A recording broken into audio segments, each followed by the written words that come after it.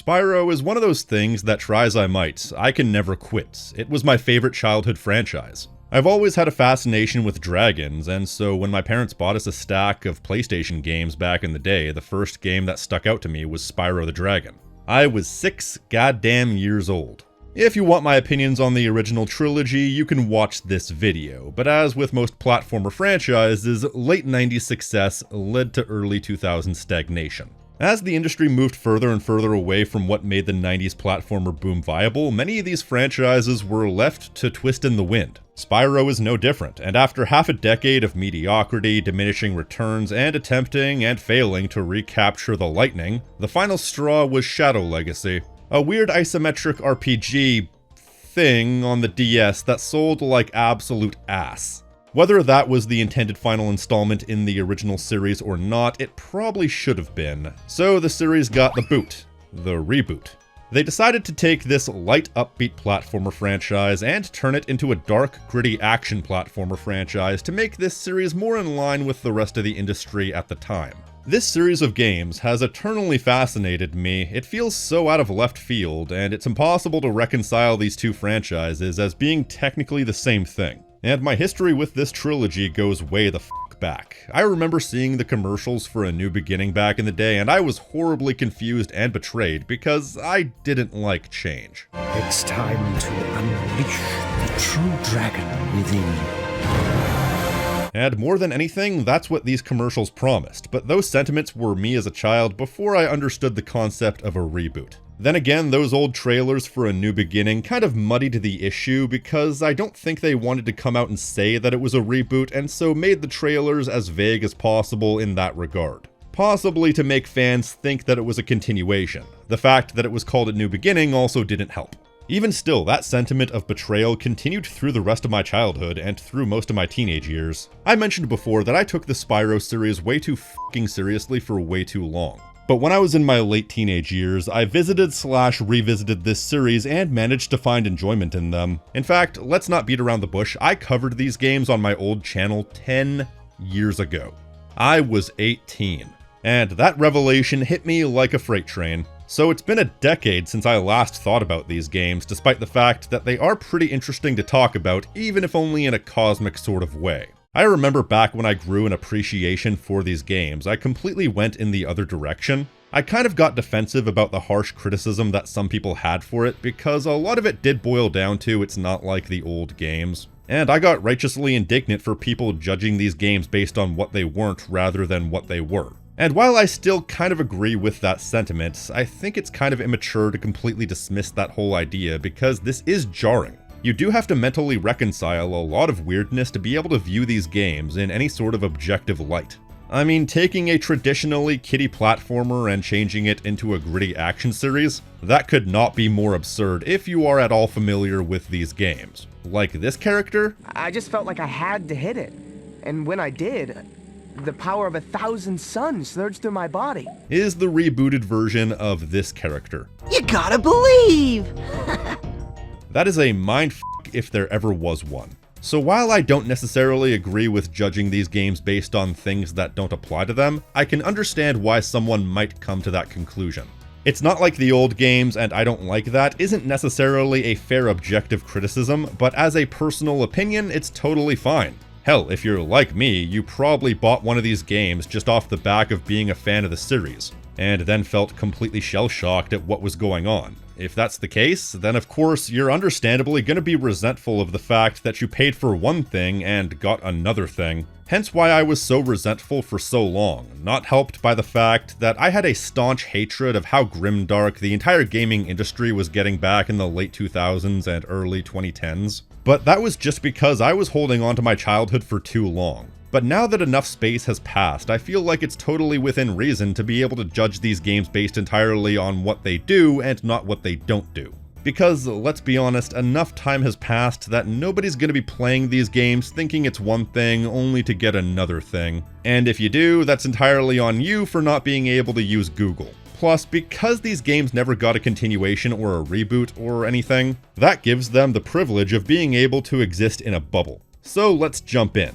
Now, when it's said that this is basically a Lord of the Rings ripoff, I think that's an exaggeration in a lot of ways, even though most people will say it, including, me. It's just an easy identifier of tone, however the stories are quite different. Instead of being a small group of lowly insurgents trying to trek across a hostile wasteland to dispose of a magical artifact while bigger and tougher characters fight the forces of evil elsewhere, this is instead a story chronicling a hero of humble origins being sent away for his own safety, only to discover that his role in the universe is much more grand than he could have ever understood. Then there's the plot line about how the big bad was powerful beyond anything anyone had ever seen, so was nurtured and trained to bring out his fullest potential, but then was corrupted by his own power, leading him to being exiled, and then he either died or was imprisoned, I'm not entirely sure which.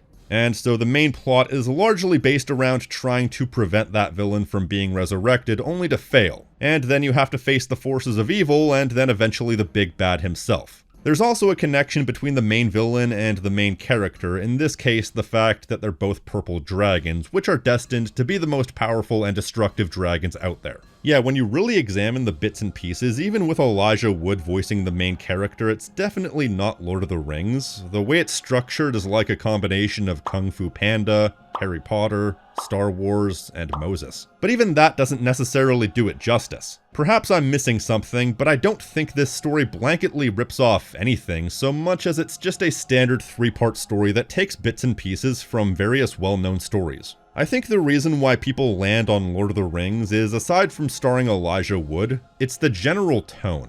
It has the same epic fantasy feel that is synonymous with Lord of the Rings, and I feel like the way a story feels can identify more than simply looking at the story structure. And this definitely has that particular feel, just with dragons in place of various other fantasy creatures. But on that note, A New Beginning, as well as the sequel, were not made by a team of fantasy creatures, but rather by Chrome Studios. That was a terrible transition. Chrome was an Australian game developer that managed to be both insubstantial and prolific. They made one of the versions of Star Wars The Force Unleashed, which was a big deal for its day, and they also made Ty the Tasmanian Tiger, something like a C-tier platformer franchise that still has a dedicated audience to this day. I tried playing the first game one time. It was one of the most painfully dull games I've ever experienced, and I will not apologize for that opinion. So it's one of those cases where you're not quite sure what to expect when you pop this game in, because the developer has somewhat of a mixed back catalog, which is fitting because this game is a bit of a mixed bag overall. When it comes to Spyro: A New Beginning, I used to think it was good but insubstantial, and it certainly is insubstantial, but after however many years, I wouldn't even necessarily say it's good. The story, for example, is as by the numbers as it gets. In fact, the story felt so familiar, I decided to take this opportunity to do a bit of research on the hero's journey. The hero's journey is a common structuring of stories told, encapsulating 12 specific story beats that takes place in said story structure.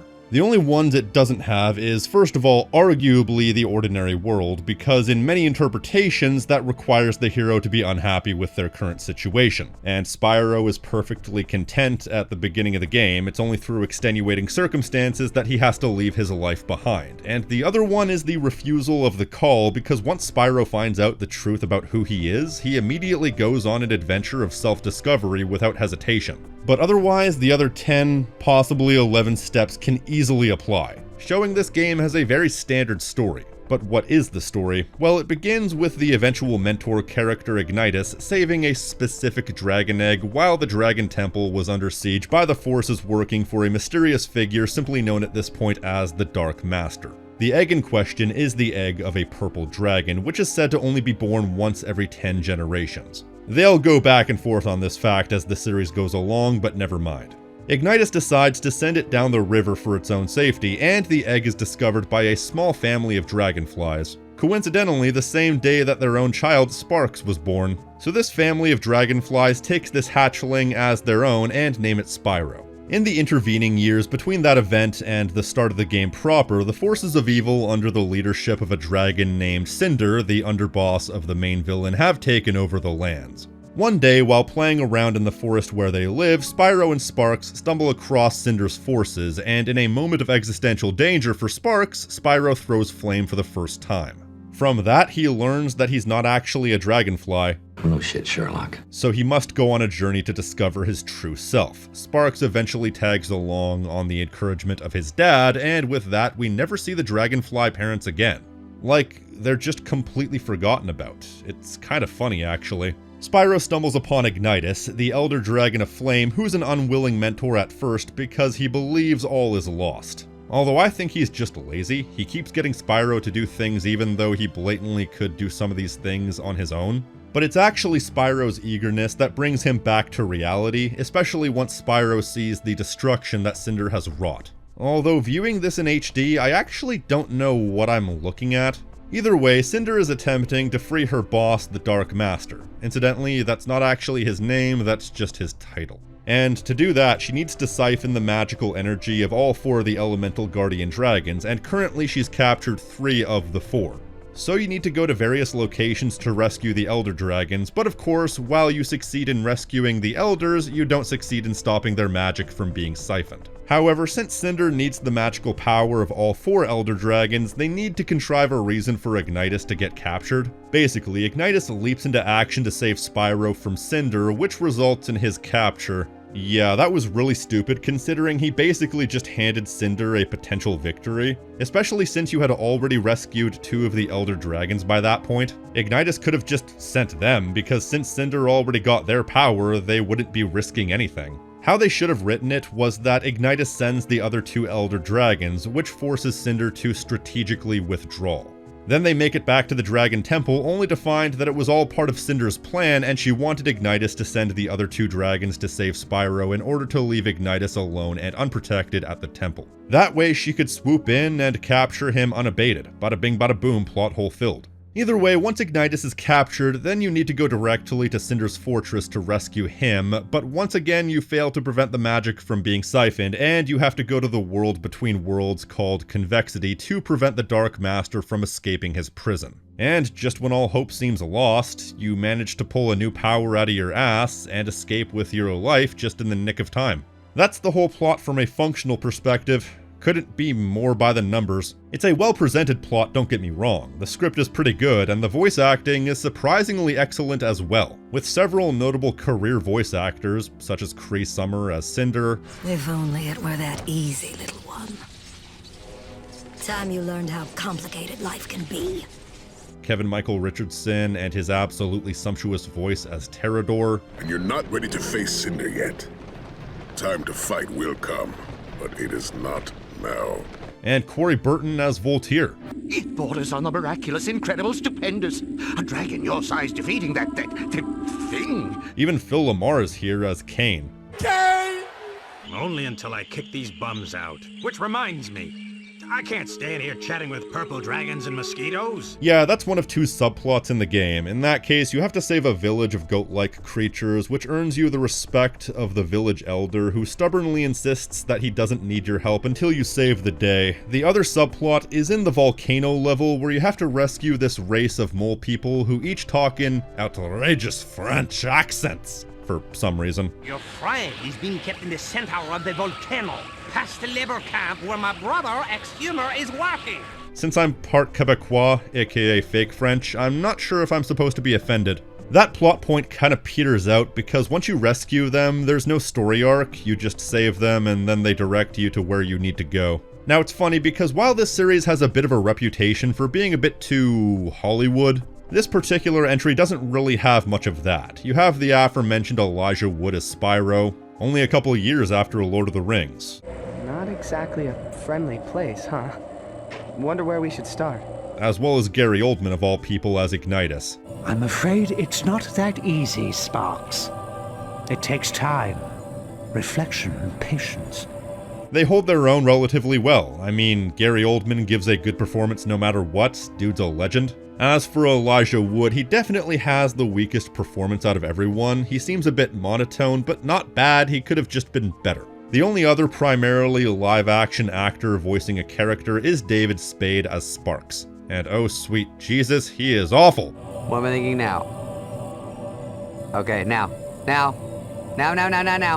Now, let me be clear, I don't even blame David Spade in this case because I actually think David Spade is a bit underrated. I know he gets lumped in with the Adam Sandler crew, but I think he's probably the most comedically talented out of all of them when he's motivated. I grew up with this show called 8 Simple Rules where he played the cousin character, and in all honesty, I think he was pretty good in that show. Plus, he also played Cusco in The Emperor's New Groove, and that movie is absolutely fantastic. But they seemingly forgot the comedic part of comedic relief, and so his entire role is to make really annoying observations at every opportunity, and it's almost never not the most ear-splittingly unfunny lines you could possibly imagine. Surprisingly though, Sparks isn't nearly as bad as he's gonna get in this game. That can be saved for the next game, because there are a few individual instances where Sparks does say something mildly amusing. Wonder where we should start.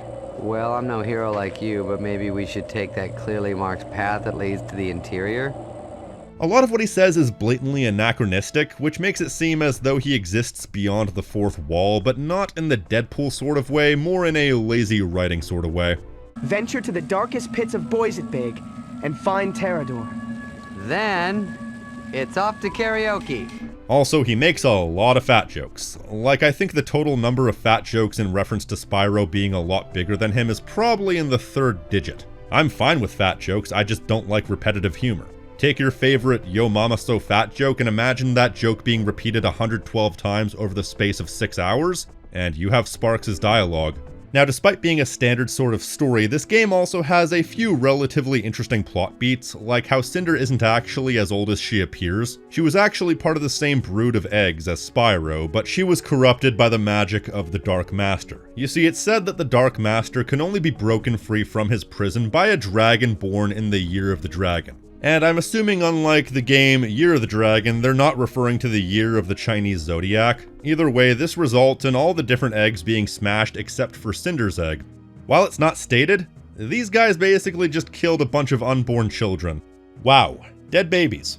That is a topic I did not know was going to be brought up in this video. This basically means that they are the only 2 surviving members of their specific batch of eggs, their entire generation. Although once again, I don't see any female dragons. Either way, it means their connection is established from a very early point. Spyro sees something in her eyes that seems familiar, which establishes a connection between the 2 of them that Spyro notices from their first actual face-to-face encounter. The fact that they are so connected was only ever going to mean one of 2 things: either they're siblings or they will eventually become star-crossed lovers. In this case, they chose the latter. So that's the most interesting aspect of the plot, but then the worst part of the plot for me is that the Dragon Elders are full of shit. So get this, Cinder capturing Ignitus is an existential threat to the world itself, because if she takes his power and opens the portal, the world is basically doomed, but then the 3 remaining Dragon Elders don't lift a finger to help you. Matter of fact, they hand-wave that away pretty horribly. Every generation must pass the torch to the next, Terrador. Our time is done. Yes, it is Spyro's time to shine. Now go to it, young dragon. It's a matter of saving the world. The Dragon Elders should be fighting to help you even if it kills them. Not being able to fight or passing the torch to the next generation is not a good excuse. It's their job to be protecting the world. They should be protecting the world. Besides, they ostensibly help out later in the series, and so they should have just thrown that plotline away and had it so the Dragon Elders went in and directly assaulted Cinder's fortress from the front, while Spyro sneaks in another way while the bulk of the army is distracted. That way they're doing something, but also they don't need to be present and accounted for. So ultimately, while the story is completely standard, it has a few interesting bits and a few frustrating bits, ultimately putting it right down the middle of the road. Almost frustratingly so. It actually made me realize that I would prefer a story that tries to go outside of the box but ultimately fails over a story that has nothing particularly wrong with it, but also doesn't take any risks whatsoever. And the same can be said for the gameplay as well. This is about as bog standard as action platformers get. It's almost to the point that if you were to tell an AI to design a game, it would probably do something along these lines. Basically, you have to fight through a long succession of linear levels using melee and breath attacks. The melee is certainly well presented in that it has a lot of crunchy sound effects and visual flair, which makes the blows land with a satisfying thud.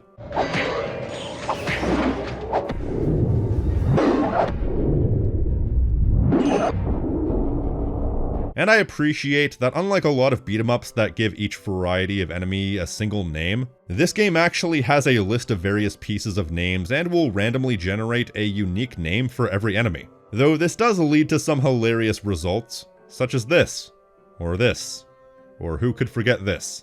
But the combat is let down by the fact that there's only one combo. Well, technically there's two combos. You have one where you press the circle button 4 times on the ground, then you have another combo where you do the same thing but in the air, and you have a few other minor things such as the ability to knock people out of the air by using the charge button mid-combo. But it is somewhat contextual. So I don't know, the melee is good for what it is, it's just really repetitive. The most variance you're gonna get is in the breath attacks because you have 2 separate attacks for every element. One run-of-the-mill breath attack and a specialized attack depending on the element. You start off early in the game with only fire breath, but throughout the game you gradually acquire lightning breath, ice breath, and earth breath. The circumstances by which you get these powers are kind of funny though. It comes across like they were trying to decide how to introduce these new powers during a long, boring brainstorming meeting and ended up picking the dumbest explanation. For lightning breath and earth breath, you're just exposed to copious amounts of that element.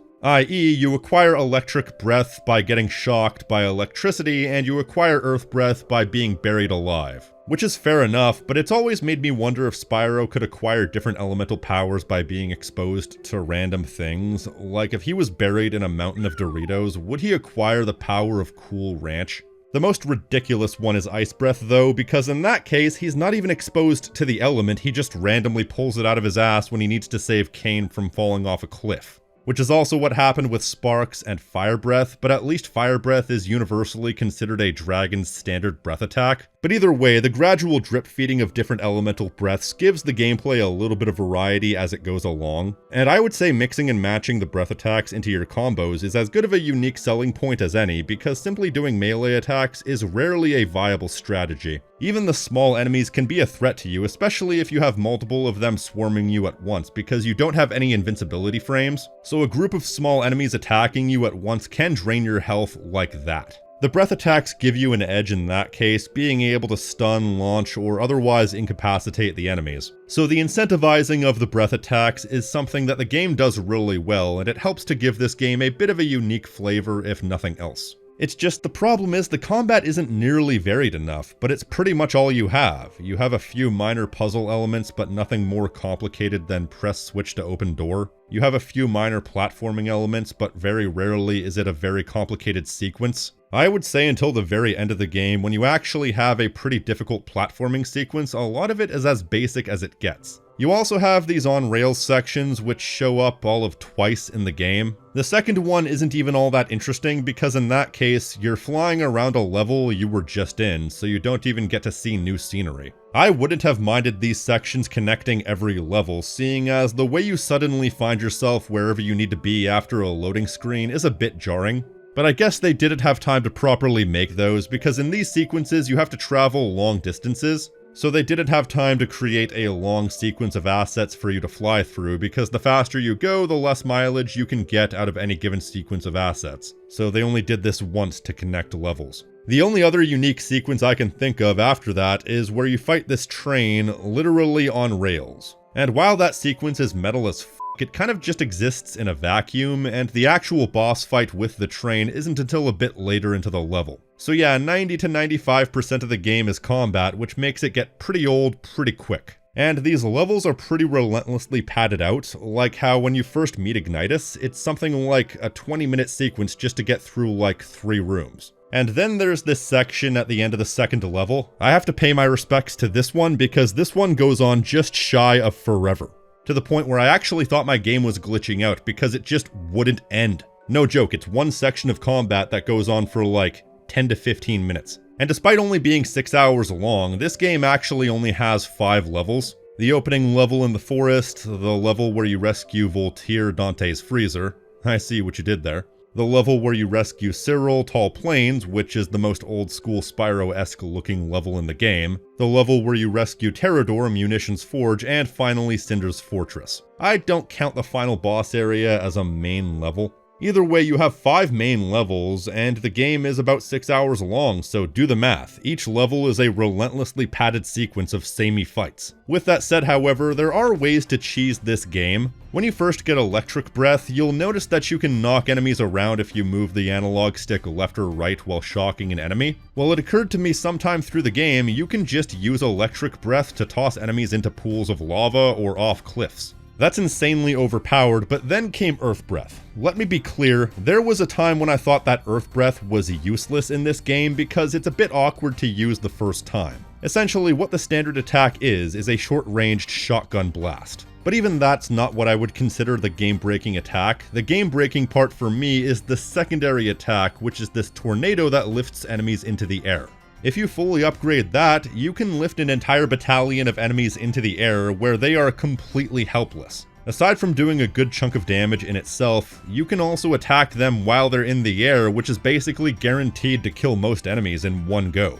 And while it does use a fair amount of magic power, every enemy drops so much magic power that you're basically never running low. Yeah, this is one of those token inclusions to make it seem more like the Spyro games of old. Enemies and random gem deposits will drop various gems that will fill your health, magic experience for upgrading your attacks, or Fury attack bar. Your Fury attack being this final f*** you attack that you can only do once you fill the meter, but it takes so long to fill and it's so powerful it's one of those things you'll inevitably hoard due to the supply and demand principle. But either way, I almost never ran out of magic power, and even if you do run low, it won't be long before another enemy dies. So basically, if you are near anything that will instantly kill an enemy, you use the lightning attack and throw them off, or in, as the case may be. And if not, you just toss a tornado on the ground and let that sort the enemies out. I've seen middle-aged hookers who weren't this cheap.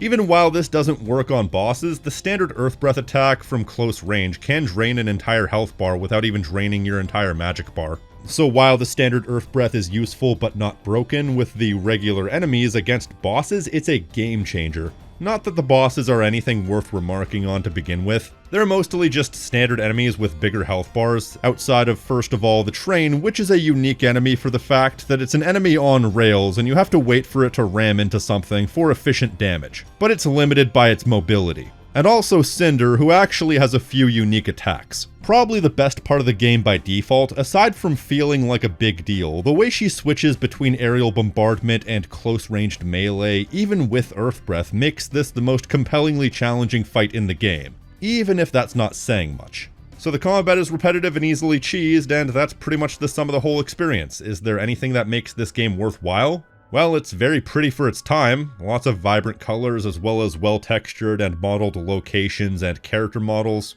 I especially like how foreboding the final level is, while still managing to be very vibrant and colorful. Although the game's facial animations are a bit weird, Spyro in particular has a nasty habit of making really dumb faces. Like this, or this, or this. Fiddle-dee-dee. Probably because they had a hard time making him emote and making it look natural because he's not human. So it just looks goofy a lot of the time. Also, sometimes cutscenes are in-engine, sometimes they're modeled in-engine but are pre-rendered, and sometimes they have these higher quality cutscenes and these ones just look straight up off-putting. It's hard to describe, but it kinda looks like a pre-rendered cutscene from a 90s FMV game. Like, if you've ever played that game Chronicles of the Sword, one of the worst games ever made, it kinda reminds me of that, just glossy and unnatural. It's one of those rare cases where I actually think the in-game graphics are better because at least in that case it looks good for its time but still crude enough to maintain an appealing art style. Other than that though, this game is serviceable but completely unremarkable. A certified C-tier game, maybe even a D-tier game, because by my metrics, a D-tier game can be both a heavily flawed game that barely passes the threshold of being decent or almost decent, or it's a game that's so utterly mediocre that the mediocrity becomes a flaw in itself. I guess it felt way too safe, and had it taken more risks and expanded upon some of its gameplay ideas instead of giving you one single combo that you repeat ad nauseum, it might have fared better. It might have also fared better by giving you anything beyond the strictly necessary content. Aside from not really having much to offer beyond the combat, this game also has no replay value because it's as bare bones as it could possibly get. There's no extra modes, no collectibles, no power-ups, nothing but the strictly necessary content, leaving this game as a pure one and done, if that. It's the embodiment of mediocrity with some unnecessarily good writing. Ultimately, The Legend of Spyro: A New Beginning is playable, and that's the nicest thing I can say about it. The most interesting part to me would be the tease for the next game. See anything, Spyro? No. But I've got a bad feeling. Me too.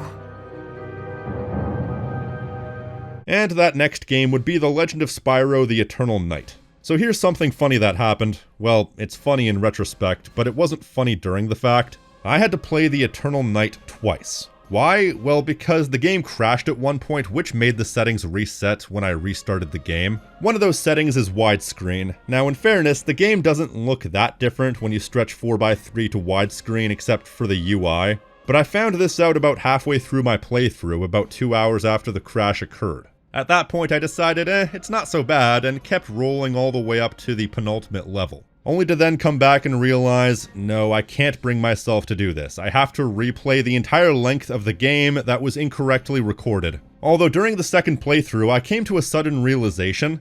I actually kinda like this game. You see, this is the most surprising part to me, because this is the game I've always considered the worst in the trilogy by a pretty significant margin. But after coming back to it twice, I actually think my issues become less and less noticeable. The one thing I always have and will always give this game credit for over A New Beginning is that it has a much less standard story, with a much less standard progression compared to the generic hero's journey story of the first game. And I feel it had a lot more emotional resonance. One thing I stumbled across when doing research about this game, by which I mean by looking up the composer's IMDb page, was I found there was actually a 3-part miniseries about this game. So I decided to look it up in case there was any vital story in those shorts. And from what I can tell, it's an animated 3-part prequel to the game. It's a bit incongruous because before it was established that the battle with Cinder drained Spyro to such an extent that he lost his powers, and he didn't get them back until the Eternal Night, but in this case he gets them back between games. Though the battles in part 2 and 3 probably re-drained him, kinda like how if you break a bone it's easier to re-break immediately after it heals. It also shows that the Dragon Temple was attacked between games, but also there's no reason to suspect that there couldn't have been an attack before the main attack in the main game. I think the best part of these shorts is probably part 1, when Spyro and Cinder are sneaking into the dragon training room to get a workout in. Relax, Spyro. It'll be fun. All you have to do is stand outside the circle, and whatever you think of appears inside the circle. Try it. Okay. Here goes nothing. While it's only a minute or two, it's kinda cute, and I can kinda see that if the established time gap between the first and second game was a few weeks, I can see that if this is how they were interacting for those few weeks, how they could have gained a mutual affection for each other. In fact, the whole idea of the training room is that whatever you choose to train against comes directly from your imagination, and Cinder accidentally summons an ethereal version of the main villain of the Eternal Night, which might go a ways to explain her mentality at the beginning of the Eternal Night, but otherwise there's nothing vital in these shorts. After part 1 it's mostly just a battle at the temple, and then a battle out in the forest. But as for the Eternal Night proper, like I said, we open up several weeks after the ending of A New Beginning. Spyro is having recurring nightmares about the Dark Master as well as visions of some random tree, but upon waking he finds that Cinder, who's been staying at the Dragon Temple, has decided to leave and go her own way. Crushed by the guilt of everything she's done, she decides she doesn't belong there and decides that wherever she belongs is somewhere out there in the world. Every day that goes by, I'm reminded of it. Spyro, your place is here. Your destiny is here. But mine is somewhere out there for me to find. Try as Spyro might, he can't stop her, though he would have fared better if he didn't immediately pass out. Shortly after she leaves though, the Dark Master's forces invade the temple looking for Cinder. But of course, she's already gone. Once that's all sorted out, the plot gets a bit complicated with multiple interweaving points that all branch out and converge at the Mountain of Malifor in the final boss. There's a lot to unpack with that sentence. Malifor is the dragon who up until now has been simply referred to as the Dark Master. This game is where we get a bigger insight into his history. We see that he was powerful, but was eventually exiled by his own mentors because his powers were corrupting him and he became evil. The Mountain of Malifor became his base of operation, and apparently he was so powerful that he created a rift in the very fabric of reality itself, which was dubbed the Well of Souls. which is a MacGuffin name that appears in several fantasy stories I've seen. In this case, it's a place where the world of the living and the dead converge, and it's said that unruly souls go there after they die. And after his death, Malefor ended up inhabiting the Well of Souls himself. However, what's referred to in the game as the Night of Eternal Darkness, not the Eternal Night just to confuse matters, is drawing near. A night where a celestial eclipse takes place and allows the dead among the Well of Souls to roam freely, if only for a short while. However, Malefor is no regular mortal soul. He is powerful enough that it's prophesied that upon the Night of Eternal Darkness, Malefor will break free from his prison and walk among the living once more. Man, sure makes the first game seem inconsequential when there was a second potential event that could have led to the Dark Master escaping his confinement just weeks after the last one. I mean, they really could have just waited a few extra weeks instead of bothering with the whole kidnapping the Dragon Elders thing. I kinda wish they would have made the gap longer, like maybe a year or two. Also, semi-related fact, my family has a habit of naming our cars for some reason. My sister's driven an Alucard and an Atlas at various times. I think my mother currently drives a Zelda. Me, I wanted to name my car something that meant something to me but wasn't super obvious. So I decided on the name Malefor. It's regal, and it sounds cool, but nobody IRL knows what it's from other than me. Either way, among the forces of evil that are ensuring the resurrection of the Dark Master is the Ape King Gaul. Long have we waited, long have we suffered, but soon our master will return. Who led the invasion of the Dragon Temple in the first game and also took Cinder's egg. This also explains why ape enemies are so common in these two games. So that's the primary story thread, but the other two threads are as such. First of all, the Chronicler. The Chronicler is, as he sounds, an ultra-wise dragon who chronicles all of history. He beckons Spyro in his dreams to find him and even sends him vague visions. Matter of fact, the Chronicler sending his visions actually causes Spyro to suddenly pass out multiple times. So I joke that this game should have been renamed to The Legend of Narcolepsy. So there's a good chunk of the game where you're sent on what seems like a wild goose chase, but a wild goose chase meticulously orchestrated by the Chronicler to lead you straight to him. And through his convoluted plan, you end up at his lair where you find out that he looks more like a crossbred husky than a dragon. Fun fact, by the way, the Chronicler is actually voiced by none other than Martin Jarvis. Yeah, I wasn't immediately familiar with who that was, but upon a bit of research, it turns out he's one of the most prolific and versatile British actors in the world. I haven't had any visitors in my solitude for over 1,000 years. Fans of the Batman Arkham series will know him as the voice of Alfred. I think he does a very good job. His voice is simultaneously very regal, but also very gentle. Despite the series' reputation, he's the only voice actor in this game who's a major Hollywood-level star who wasn't also in the previous game. I mean, they also recast Cinder, but she's being played by another career voice actor, this time Mae Whitman. Either way, it is kind of funny to think how much of their budget probably went to the voice acting. Ultimately, he gives you knowledge on a lot of history and what Spyro's role in history is, but he also gives you the tragic history of Cinder. Which kind of leads me to the third major thread of the story, which is a fight between Spyro and the forces of evil for the fate of Cinder. Much of the game is about trying to find Cinder before something bad happens to her, and by pure chance, you keep ending up in the same place before being separated. And the reason why the Chronicler has Spyro come to him is because the Night of Eternal Darkness is set to be cataclysmic, and the Chronicler wants to save Spyro to help him live to fight another day. However, he makes a mistake in revealing that once Malefor comes back, Cinder is destined to fall back in line and become his servant just like before. Spyro, however, believes that he can save her, so he decides to defy his own fate and leaves for the Mountain of Malefor. She was never given a choice. I have to try. I'm going, and you can't stop me. The Chronicler, despite everything, accepts this as him taking charge of his own fate. So yeah, there's a lot more going on in this story, and I think it's a hell of a lot better presented than A New Beginning. There's a lot more layers, and presenting the story with the emotional core of the connection between Spyro and Cinder leads to a lot of compelling drama. In fact, this scene with the Chronicler has one of my favorite moments in the entire trilogy. That moment where Spyro decides to defy his own fate, because up until now, Spyro has been mostly reactionary, being led along a series of tasks on behalf of other people. And especially in this game, he's almost completely reactionary because that's the whole point, the Chronicler is leading him. But this moment is where Spyro goes from being a reactionary character to an active character because he decides he's not going to sit by and let things happen. He's going to save Cinder and stop Gaul come hell or high water. Furthermore, he's willing to fight for her, which kind of showcases that he does care for her even if they have a checkered past. I wouldn't say it's necessarily straight up love at this point, but there is an affection there that compels him to keep her safe. And ultimately, that heroic hubris bites him in the ass in the end, but I don't want to talk about that just yet. Despite that, though, the story does have a fair few flaws. First and foremost, once again, it's Sparks. This time, David Spade has been swapped out for none other than Billy West. Yeah, Billy West, one of the more famous voice actors of the 21st century, and one of my favorite voice actors on account of him voicing the main character in my all-time favorite TV show, the first 4 seasons of Futurama. You heard me.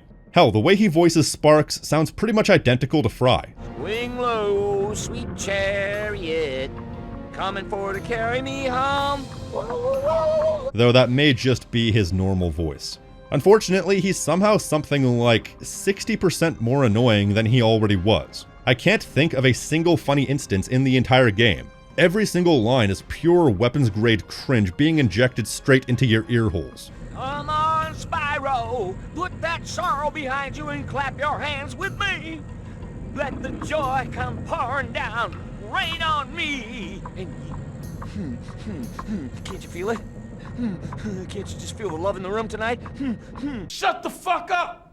Do you know what shut the fuck up mean? And while the voice acting and character presentation is otherwise mostly pretty good beyond that, there's also this really annoying bird character whose voice actor is doing a Mr. T impression for some reason. Get up, lazy fool! It's time to bruise, not time to snooze! I can't even look at you. You disgust me.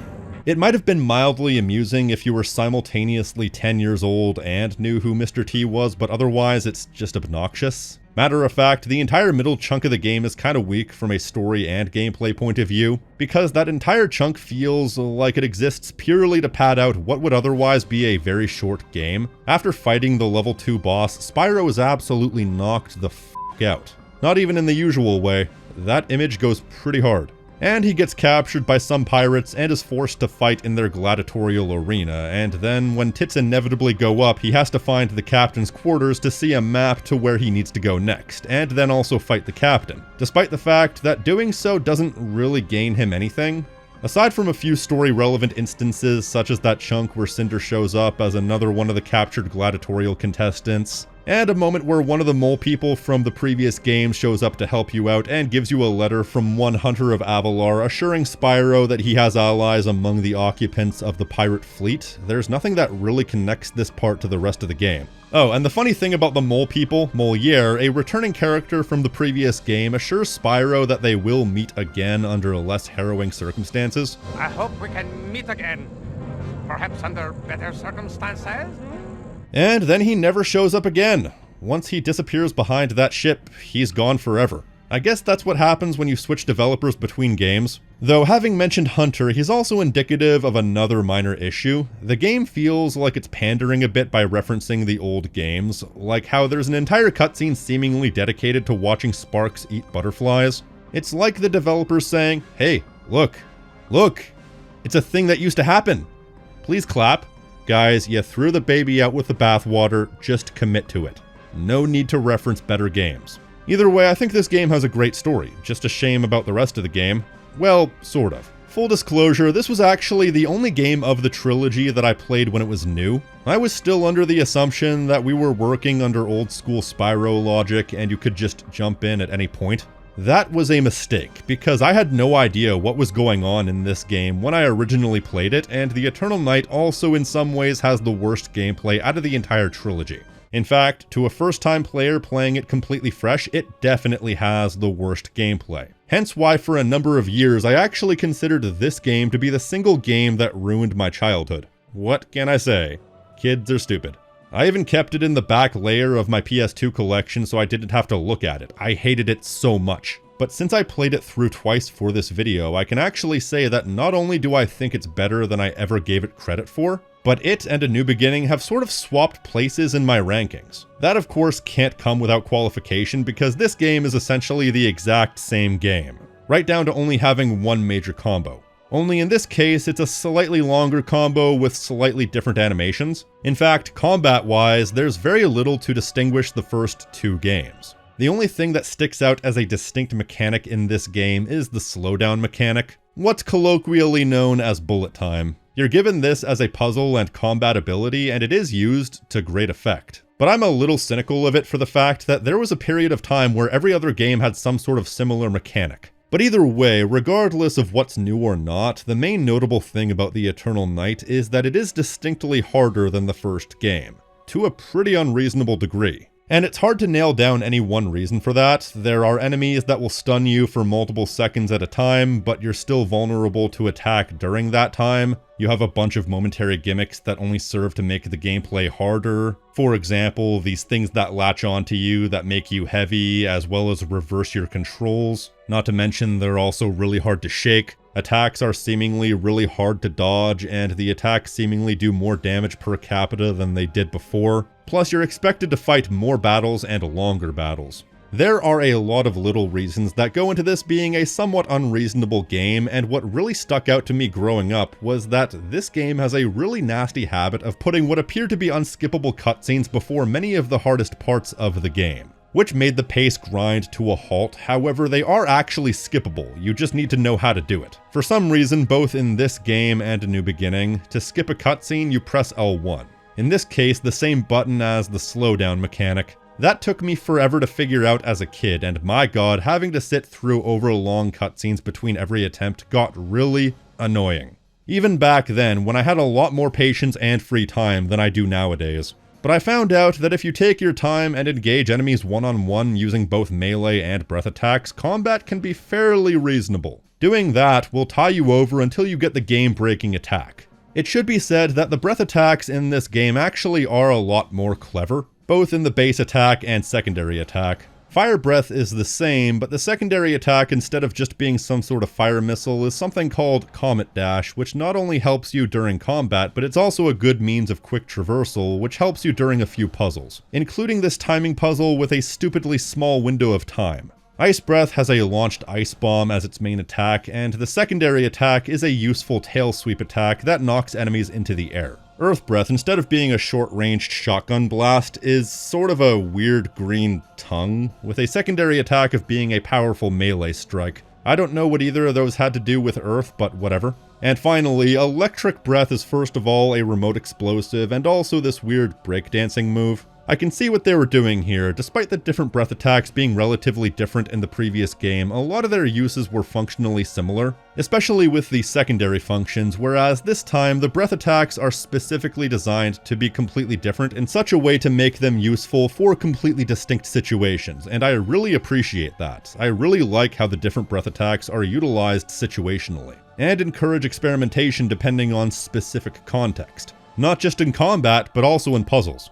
Matter of fact, I would go as far as to say that the puzzle element is kind of what pushes this game above A New Beginning in my opinion, because they do a good job at actually making you think about how to utilize all your different breath attacks, as well as the slowdown mechanic in order to solve situational puzzles. The Celestial Caves portion of the game is chock full of moments where they have you deduce situational puzzles based on the elements specific to that cave. But the whole game is full of this, and that's what makes the breath attacks so much better here. I also appreciate that they gave the acquisition of these breath attacks more believable context. Every time you pass out, the Chronicler puts you in a small spiritual journey to reactivate one of your dormant powers, which my autocorrect spelled as donut powers. Which is funny, but now I'm curious what power he'd get if you buried Spyro in a mountain of donuts.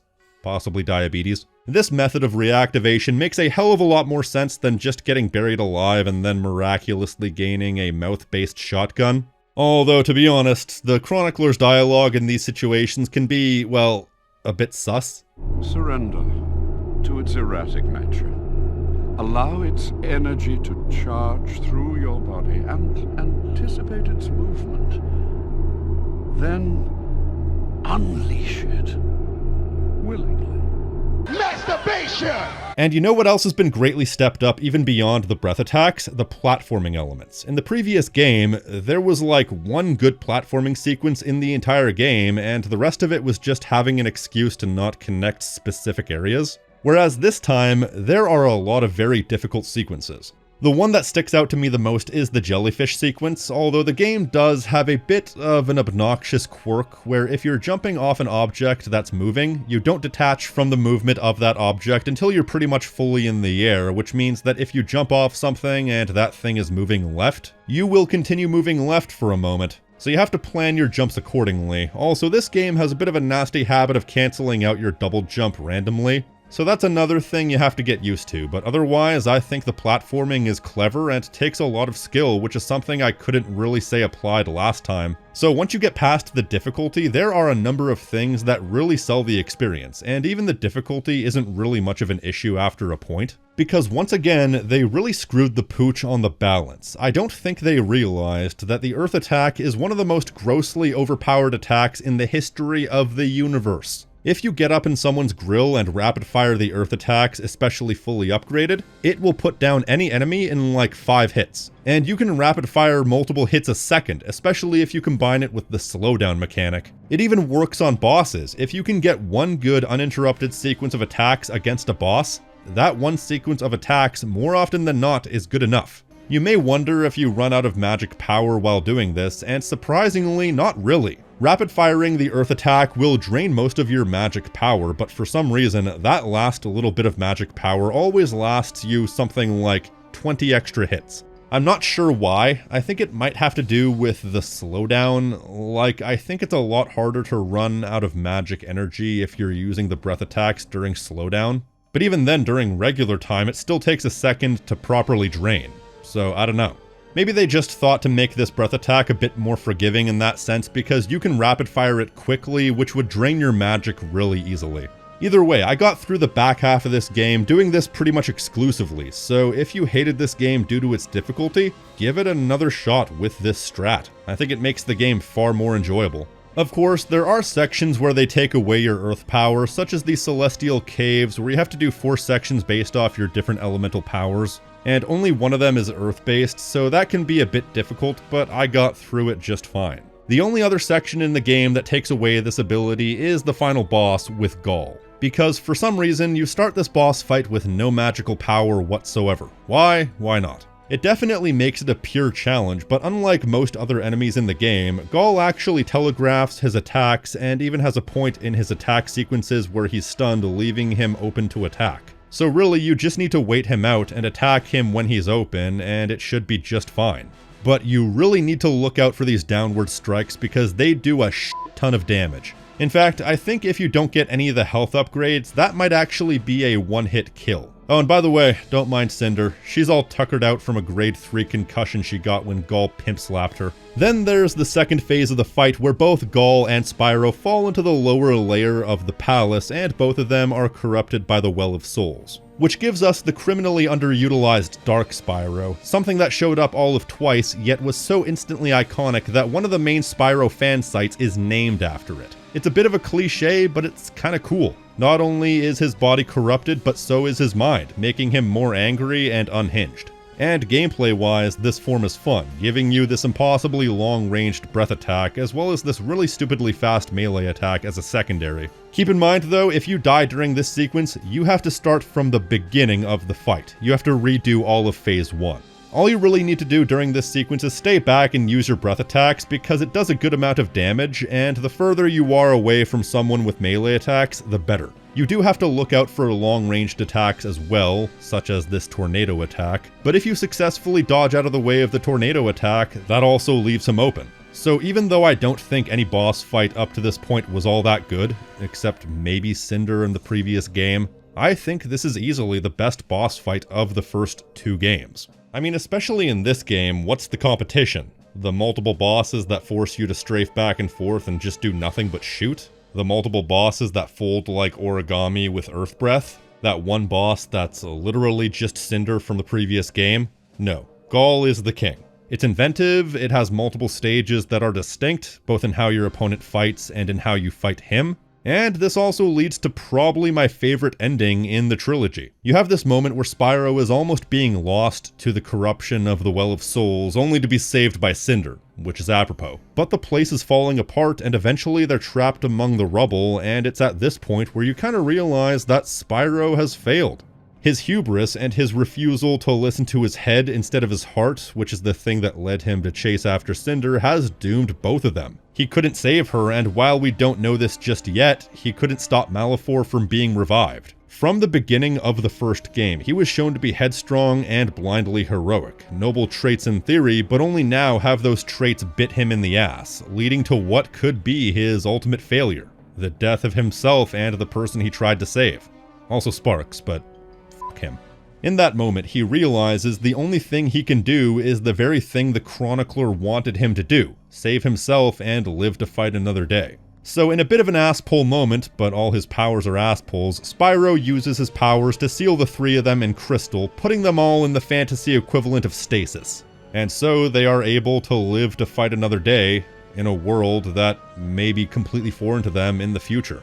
And then there's the vocal theme, This Broken Soul, played over the credits immediately after this to help convey the bittersweet nature of the ending.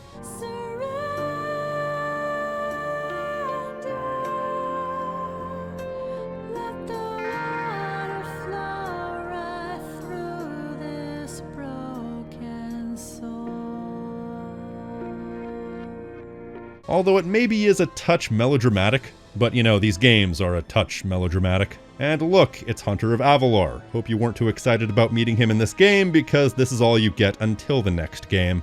Overall, The Legend of Spyro the Eternal Night is a bit tough to judge because there are a lot of clear flaws with the design and a lot of balance issues. But after so many years, I feel like I've gained a begrudging respect for this game. It clearly has a very well told story, although it does have middle game syndrome in that because it's the second game in the trilogy, it has no real beginning and no real end, but the plot is really good for what it is, and the gameplay is nowhere near as bad as I remembered it being. At its worst, it can be bad, but at its best, it's arguably better than last time, with one power so overpowered that it breaks the game. But the fact is, even once you move past the arguably worst combat, this game has so much more going for it compared to A New Beginning. More gameplay elements, especially with the momentary gimmicks and puzzle design, an increased focus on platforming, minor exploratory elements with these collectibles, which actually gives this game some form of replay value. Hell, once you beat the game, if you do 5 dragon challenges, which are, to be quite frank, pretty easy, you can even play through the game as Dark Spyro, which could only previously be used in the final boss. That's pretty cool. Not enough games give you the ability to play around with the super ultra powerful form that you only get during the final boss. So yeah, I know what it's like to hate this game, but after banging my head against this particular wall enough times, I actually think it's quite a bit better than A New Beginning. But people seemingly didn't agree, as the game got lower review scores and sales numbers than A New Beginning. One would assume this is why Chrome Studios was taken off the project. Granted, from what I understand, they weren't exactly given much to work with, as they had a lot of time and budget issues during development, so it was probably for the best for everyone that the development would be handed over to another studio. In this case, French developers Étranger Libellé. I hope I'm not butchering that, and when it comes to French developers, you can't get much more French than a name like that. They were probably most famous for what I believe are the most famous Asterix and Obelix games, and the game that resulted from this developer switch would be 2008's The Legend of Spyro: Dawn of the Dragon. Now, some of you savvier viewers may be asking yourself, wait, didn't you already cover this game a couple of years ago? Yes I did. But that was a few years ago, and I also feel like I didn't really do the game proper justice as part of a compilation video. I didn't have enough time to go over the finer points, and my insistence on trying to cover the game as quickly as possible left a lot on the table. One of which was my full history with this game, which is vast. I mean, I didn't buy it when it was new, but I can vividly remember all my local EB games being absolutely plastered with advertisements and whatnot for the game at the time of its release. But I didn't budge because I was still feeling the sting from the Eternal Night. But I did read the plot synopsis, and let me just say, cards on the table, in 2008, the Spyro series was something that was almost intrinsically linked to my life at that point. I had been playing and replaying those games for 5 or 6 years at that point, so I can't overstate how much this series was part of me. And I say this to preface the following point. Reading the plot synopsis genuinely gave me a bout of depression. I didn't recognize it as such at the time, but it was something that went on for like a week. I can vividly remember when this happened too. It was early September of 2008, and I was just about to start the 6th grade. I even sent the developer an email laying out my disgust and contempt for the game they made. Keep in mind, I hadn't played it just yet. Multiple years passed, and then when I was in high school, specifically I think I was 14 by this point, I was starting to collect various cheap retro games as the previous generation of games were phased out of shops like EB Games. For some reason, I felt the urge to look and see if any local shops had any copies of Dawn of the Dragon. The fact that I hadn't played Dawn of the Dragon had crossed my mind at some point, and that inspired me to go back and further examine the game. And this gave me another bout of depression, this time worse than the last. And why is that? Well, I think it had to do with seeing something that was so important to me not only end, but also end in a way that in my eyes at the time completely bastardized the concept. Bastardized the original vision. I think I had a particular resentment for them pulling the trigger on giving Spyro a love interest. For some reason, that was a primary sticking point. And I don't know, looking back, I just can't understand why this game was such an issue for me. Aside from the fact that I ended up liking the game, it's also a completely foreign concept to me to get genuinely angry or depressed over something as benign as a video game, especially one you haven't played, because as much as we have investment in these characters, ultimately none of it really matters. It's just a fucking game. Maybe it's just the fact that people who aren't happy with where they are in life or aren't happy with where their life is going will latch on to benign things to give their lives meaning. But then eventually I did play this game back in 2015 for the first time. Funny story, I found that the price had suddenly shot way the hell up for reasons I still don't understand. But one day I just so happened to be browsing my local EB Games and found a full in-box copy of the game on the shelf that had just been traded in, and it was all of $20. I got very lucky that day. And then I played it and it felt like years of resentment melting away like tears in rain. Because the game ended up being pretty solid. Not the greatest of all time, but something I found enjoyment in. So those are my cards on the table. This is probably the most vulnerable I've ever been in front of you guys. I try not to make my life story a part of these videos, but this is a special circumstance. I'll just take this opportunity to say, if I ever ramble about personal stuff in the future, don't take it as an opportunity to try and relate to me or think that we're friends, because I'm not your friend. I don't know you, you don't know me.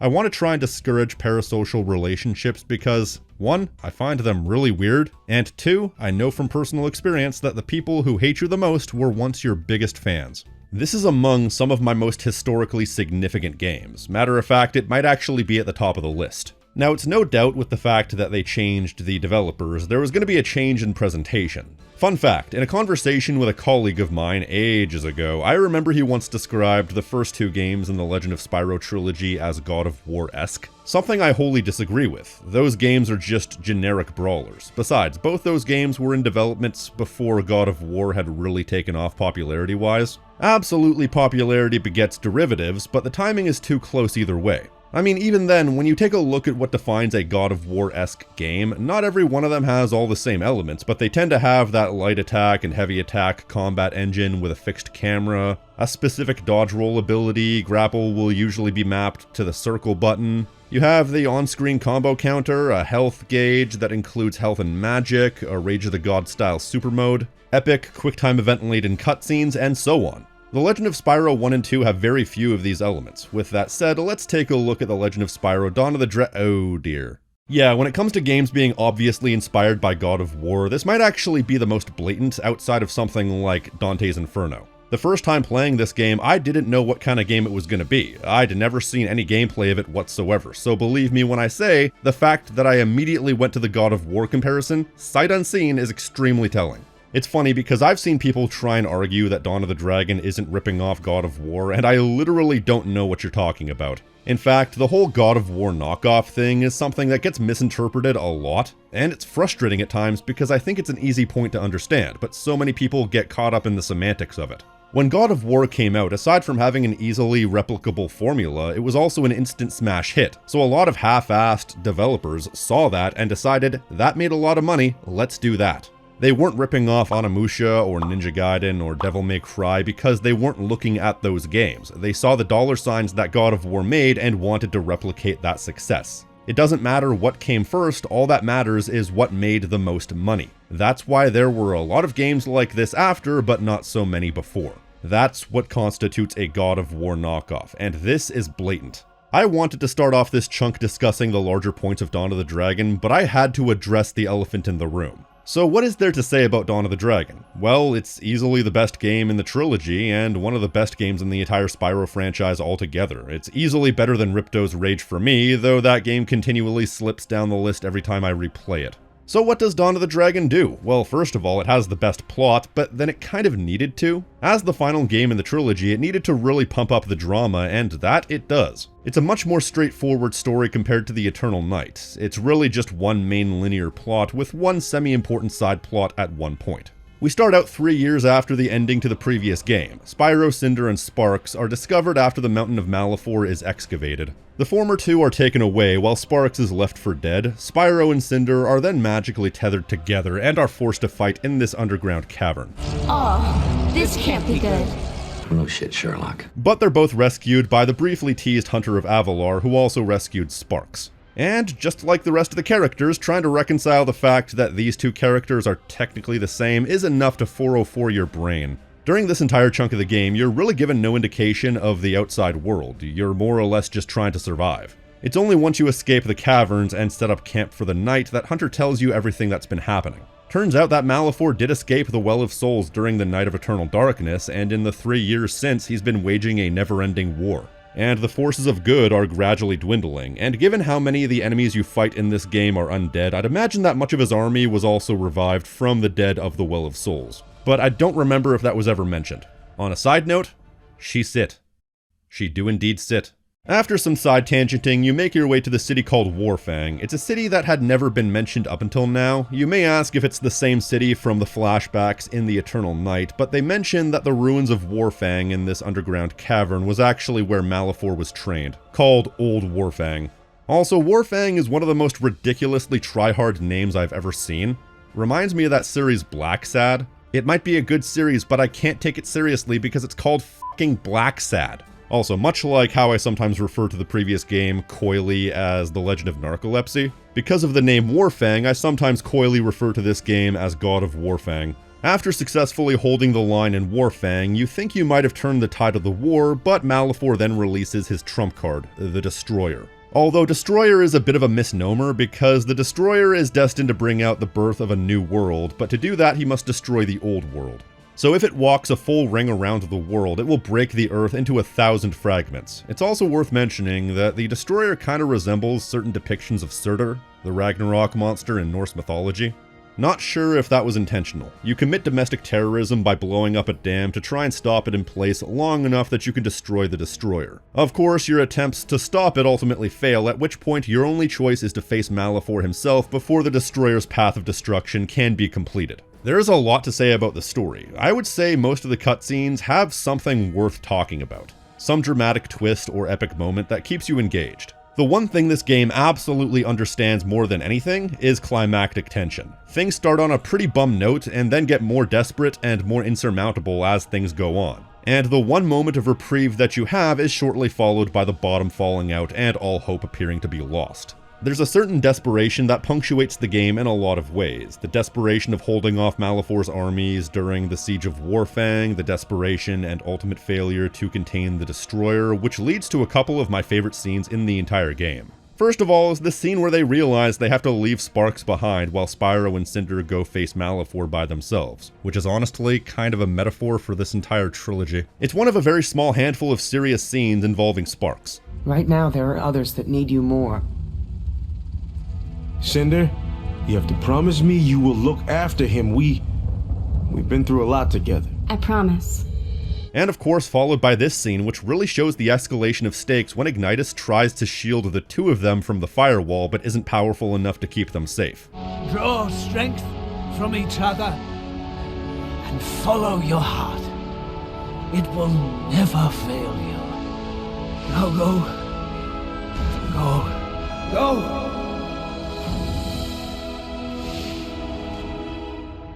If it wasn't already clear that things were getting serious from the fact that they're journeying behind enemy lines to fight an impossible fight, they've now lost their mentor, and even though I do have an issue with the fact that this is the only time Dark Spyro is used in the game, and the only other time in the series beyond the finale of the Eternal Night, it does make sense. In a moment of hopelessness and grief, the dark energy still corrupting him manifests, and he almost loses himself and has to be brought back down. It's in that moment of hopelessness that Spyro and Cinder find comfort in each other, which is friggin' adorable. I can't with this.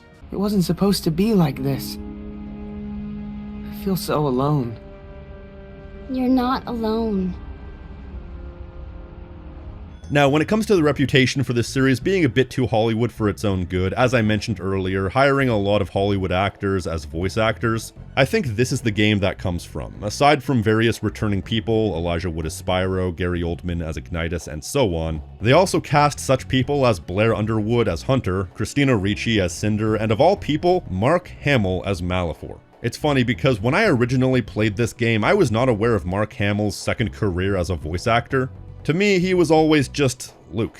But now that I'm more familiar with his voice acting roles, I gotta say, he's one of my favorite voice actors. Unfortunately, despite probably not coming cheap, they decided to put so many voice modulations and effects over Malefor's voice, he's literally unrecognizable. Not a hint of an exaggeration.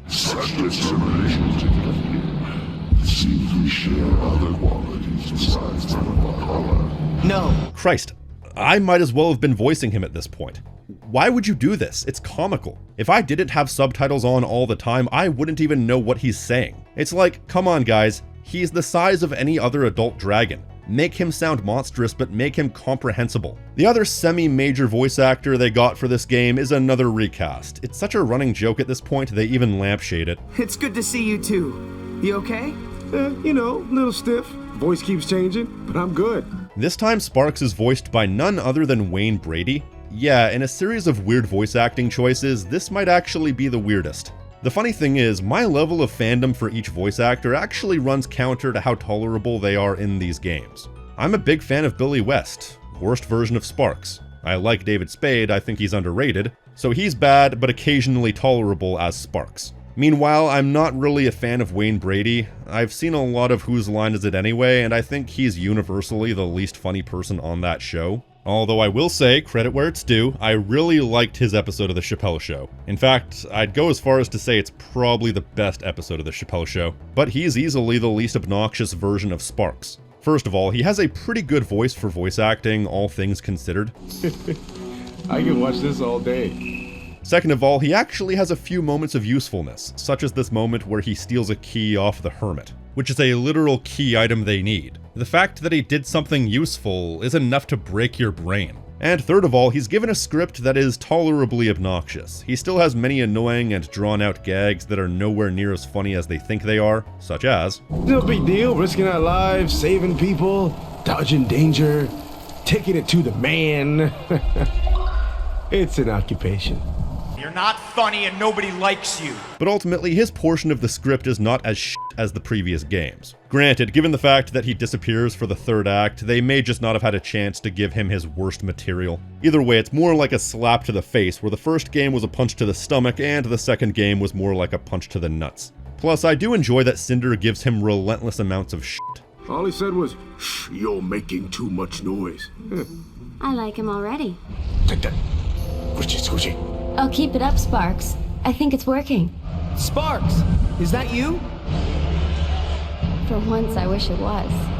And you know, going through this game for the first time in a very long time, I think Cinder might actually be my favorite character in the game. This is our first time spending any sort of extended time with her, and she seems to be the one just having the most fun. She's appealingly sassy and has no shortage of smart-ass remarks, including some things that I just say in regular speech. And I'm not sure if they're lines I took from her or if we're just on the same wavelength. Cinder, you're a genius. I have my moments. It helps that Christina Ricci is a surprisingly better voice actress than you'd think. What about the outlying populations? And there are countless still inside Dragon City. They need to be warned. Although, not always. Whoa! Look out! Yeah, that's an appropriate amount of emotion for the situation. But aside from her fun portrayal, she also carries her shame around with her like a 2-ton whale on her shoulders. She's still reviled for the sins of her past as a minion of Malefor, and it makes for some good drama, in particular the conversation with the hermit in the Valley of Avalar. You are the Black Dragon, Cinder, the terror of the skies, the Dark Master's puppet. You've fallen a long way since you led the Black Dragon. You don't tell me about the Black Dragon. I am the Black Dragon. It's not paid off particularly well, but that's a topic for later. The shame that Cinder feels is paralleled by the shame that Spyro feels for allowing Malefor to come back. You were all counting on me and I failed. How could I let this happen? It's a perfectly reasonable thing for someone to feel in this situation. When something bad happens and you try to stop it but you ultimately fail, there's always that part of your mind that tries to rationalize it and run through the scenario over and over to try and figure out how you could have done things differently, but ultimately you have to live with your actions even if there was nothing you could have done. And it's not necessarily irrational because Malefor later on does confirm that it was Spyro's fault. Although you're not entirely sure if he's being truthful or if he's trying to get under Spyro's skin. So he's constantly being told that he's a destined savior, and yet all he ever seems to do is fuck up and fail when it matters most. So Spyro and Cinder make an appealing double act, much more so than Spyro and Sparks. But then again, that's not saying much. Unfortunately, this might be a story-heavy game, but it really didn't have enough story to go around. And as such, a lot of recurring characters and even new characters don't get enough screen time. Voltaire and Cyril have all of one line apiece, and even characters introduced for this game don't get a fair shake of it. The most tragic is probably Hunter. Turns out he was actually a mercenary hired by Ignitus to try and track down Spyro after he didn't come back to the Dragon Temple in the Eternal Night. And I quite like what they did with him. He has a certain regality and nobility to him, and as a means to exposit everything that's happened between the two games, I think he does a really good job. Plus, I think Blair Underwood does a quality job as a VO. It is fascinating how your kind draws strength from these crystals. Dragons are truly remarkable. His voice is buttery smooth. I'm not too familiar with Blair Underwood. Based on what I've seen, he seems to exist on the Denzel Washington, Forrest Whitaker spectrum, and despite being the less famous of the three, he does a bang-up job. Plus, Hunter is more or less responsible for easily the best level in the entire game, that being the Valley of Avalar level. The context being that his tribe distrusts him for deserting them to help the dragons. And they also deeply distrust dragons, so you basically have to earn their trust. Everything seems perfectly reasonable, and the dialogue is pretty cutting. But you chose to abandon us and bring the dangers of the outside world with you when you returned. The dangers are already around us. Don't pretend to ignore them. Unfortunately though, after you get to Warfang, after this tower falls, Hunter might as well not even be in the rest of the game for all he contributes. Which builds into an overarching issue that I'll discuss in a bit. The other character that arguably gets the shaft from not enough screen time would be Malefor himself. I guess that's just a matter of opinion about whether or not a villain can be a compelling villain while also getting next to no screen time or fleshing out. He's absolutely an effective villain, don't get me wrong. He's this impossibly powerful being sitting atop his perch looking down upon us. He's so powerful and confident, he doesn't even need to involve himself with us because we're ants to him. And when we do eventually make our way to him, he's so confident that he's already won that he doesn't even bother antagonizing Spyro and Cinder at first. He considers them guests in his palace. The problem though, for me at least, is that he displays no real humanity. He's just generically menacing, and his entire motivation is basically that he intends on destroying and rebuilding the world because it's his destiny. The destiny of all purple dragons. I'd like to get a larger insight on what led him down this path, or at the very least I'd like him to display some more nuanced personality. They do a little bit of this when Ignitus insists that Malefor wouldn't be going through all the effort he's going through if he wasn't afraid. But you seem so calm.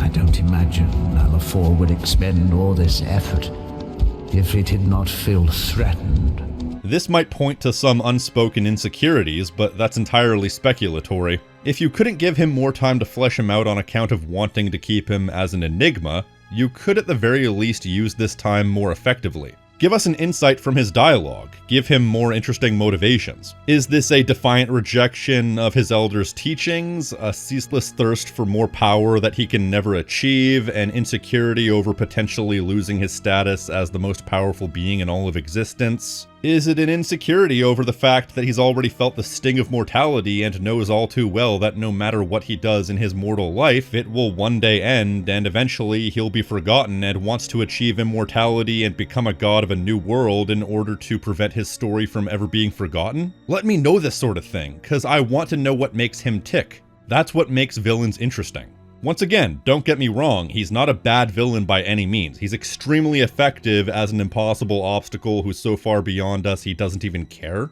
He just lacks a degree of humanity, but I guess this is a personal preference. Is a villain like this better as an enigma, or are they better when we know who they are, and would he have been better if he got more screen time, or is this the right amount? I guess that's up to you to decide. Of course, there are other issues with the story. You can tell the switch in developers meant that certain continuity details got royally screwed. Namely, the constant inconsistency about how many purple dragons there have been. So in this game, Ignitus says there have only ever been 2 purple dragons, but this is contradicted by Ignitus from the first game when he said that purple dragons are only born once every 10 generations. Meanwhile, the chronicler says that Malefor is the first purple dragon, and Malefor goes on to say that there have been many. So my question is, what the hell? Have there only ever been 2 purple dragons or not? Make up your minds. Besides, Malefor's really not even much of a purple dragon, he has more of a magenta tint, if anything. Also, they really double down on the whole Chosen One storyline in this game. It wasn't quite as in your face in the previous 2 games, but they really laid it on thick here about how Spyro is destined to bring out a new age of peace. Because I believe you are destined for great things. To bring about a new age. An age of peace. And I generally don't like it when a complex tale of heroes and villains boils down to, you're gonna save the world because you're destined to, because I feel like heroism should be able to come from anywhere, not just from those who are chosen. Like, you can play up the parallel between Spyro and Malefor and have Malefor wax poetic about how purple dragons are harbingers of destruction, but the point is that Spyro should save the world not because he's destined to, but because he has a pure heart and a determination to do so. A determination to prove Malefor wrong. But overall, yeah, this is a really solid story. It pays off the trilogy well in that regard. I find myself really engaged every time. Maybe part of that has to do with the fact that I'm almost psychologically hardwired to like these characters, but I don't know. I can only say how I feel, and I feel this was really good. As for the gameplay, it's funny. Every time I play this game, I always find myself being reminded of how much I actually enjoy how it plays. It's one of those games where every time I go for a long stretch without playing it, I find myself having a bunch of small issues with it, then as soon as I play it, I'm like, oh yeah, I like this. Particularly with the camera being zoomed out and the attacks being relatively small. Because your most long-ranged attacks are going to be claw swipes, so they don't have the same bigness that attacks in similar games have. So it would be very easy to completely not be able to see what attacks you're doing and how far through a combo you are at a moment's notice. But that's actually not the case. I think as far as the visual language goes, I think these attacks are relatively easy to read even from far away. The only time it gets a little bit difficult is when the screen is covered in visual effects, and in that case, you can get lost in the sauce. But that's one of those issues that seems like a much bigger deal in theory than in practice. Though while the size of the attacks aren't necessarily an issue, the fact that certain attacks do look very similar because there's only so many ways you can swipe your claws can make certain combos look very similar. That's only an issue if you're not really paying attention though, and even with that, I very rarely found myself struggling all that much, so long as I dodged out of the way every now and again. The only time I found myself struggling in the combat a bit was towards the end of the game, where you have these enemies that can unleash these bullshit clouds of darkness attacks. When you have multiple of these enemies doing this attack one after another, there's not much you can do except wait for the attacks to pass, which breaks flow. Either way, as far as the overall combat, I feel like it's one of those cases where it doesn't really attempt to do anything new, but unlike the previous 2 games, it at least chooses to do something that has a good gameplay setup. It's a very standard light attack, heavy attack, grapple, magic, fixed camera sort of game. But it's one of the better ones made. It's got plenty of combos to try out, the different elemental powers weave themselves into gameplay really well, and it has some good audio-visual design that makes the combat stimulating if nothing else.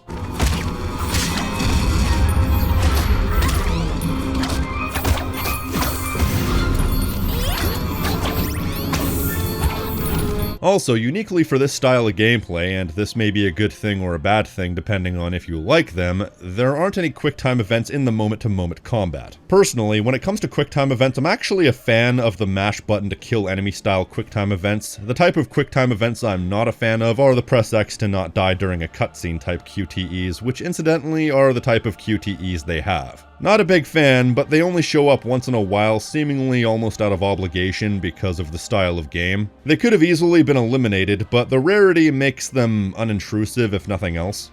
The game is only about 8 hours long and is mostly combat, and yet for the variety and quality of the combat, I never got bored of it. It feels very well presented, and seeing as I once played through Shrek 3 the video game, I definitely know what it means to have gameplay like this be badly presented.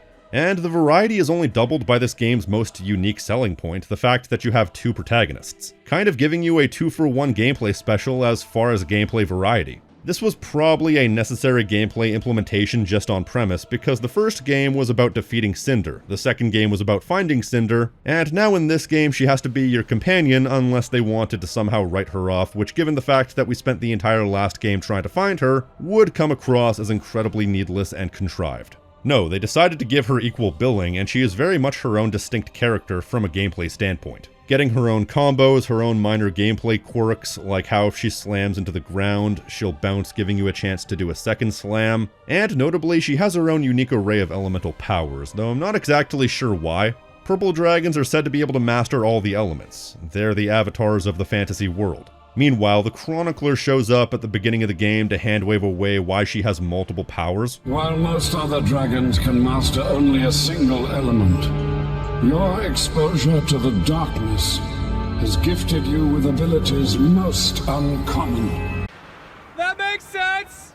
Incidentally, between the HD redesign and the ethereal spirit-like form, I could barely tell that was the Chronicler. This could be the dragon form of Michael Moore, and I couldn't tell you differently. Spyro has Earth, Lightning, Fire, and Ice, while Cinder has Poison, Wind, Fear, and Shadow. So they each result in a relatively unique moveset and gameplay style. In single player, you can freely switch between the two, and it's actually very convenient because that means each character essentially acts as a bonus health and magic pool if you're running low in the heat of battle, and they're not so different that they aren't effective in their own right. It's pretty balanced in that sense, though I will say it is mildly annoying that the NPC you're not controlling is extremely passive during gameplay. But at the same time, they also don't lose health if you're not controlling them, so it's kind of a necessary balance. I was trying to figure out what exactly differentiated the two characters, and I think I figured it out, because Cinder tended to get interrupted a lot more, and at first I thought it was because her attacks were slower, but I think her attacks are actually marginally quicker. It's just that her first attack takes a bit longer, and so in that moment she's more open to getting interrupted. Even still, the differences between the two characters makes it a rewarding experience to switch between them and experiment.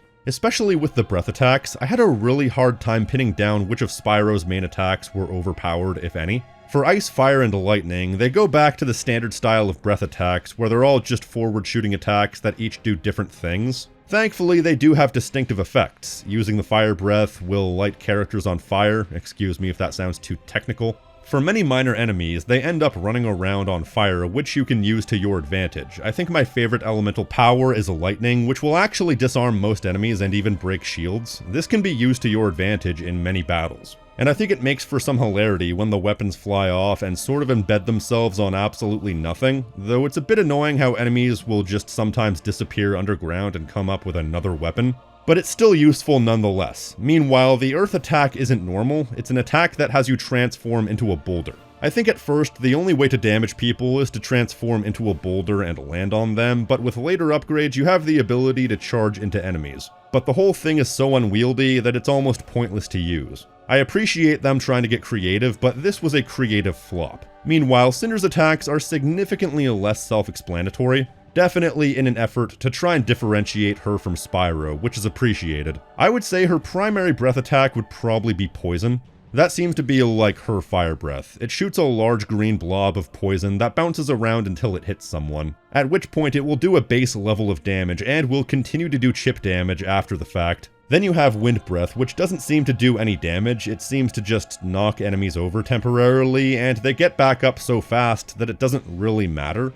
You also have Fear, which I think is just a Banshee-style scream that damages enemies and stuns them, but I could be wrong, it's not fully clear. And finally with Shadow, no, it doesn't make you pull out a gun, it makes you dive underground and launch up with ferocious strikes. You can probably tell they were running out of ideas by that point, but they definitely feel distinctive if nothing else. Easily the most overpowered one is Poison. I found out just through experimentation that a fully upgraded Poison attack is the quickest way to deal damage to enemies and even bosses. Unfortunately, I discovered that all too late to implement it to any serious degree. It's worth mentioning that, like before, all these breath attacks have secondary attacks as well. And here's the funny thing, for every attack where the primary function is a standard breath attack, the secondary attack is more offbeat and creative. Meanwhile, for the attacks where the primary function is offbeat and creative, the secondary attack is a standard breath attack. For example, Fire's secondary attack is the Comet Strike, and Lightning's secondary attack is this Electric Pulse. Meanwhile, the Earth attack and the Shadow attack have secondary functions that are just regular breath attacks. So one wonders why they didn't just make the primary attacks the breath attacks and the secondary attacks the offbeat attacks. I guess in fairness, the secondary attacks aren't unlocked until you upgrade that particular element, and some of these functions, like the primary Earth and Shadow attacks, are needed for puzzles. But I don't know, this strikes me as taking 3 lefts when you could have just taken 1 right.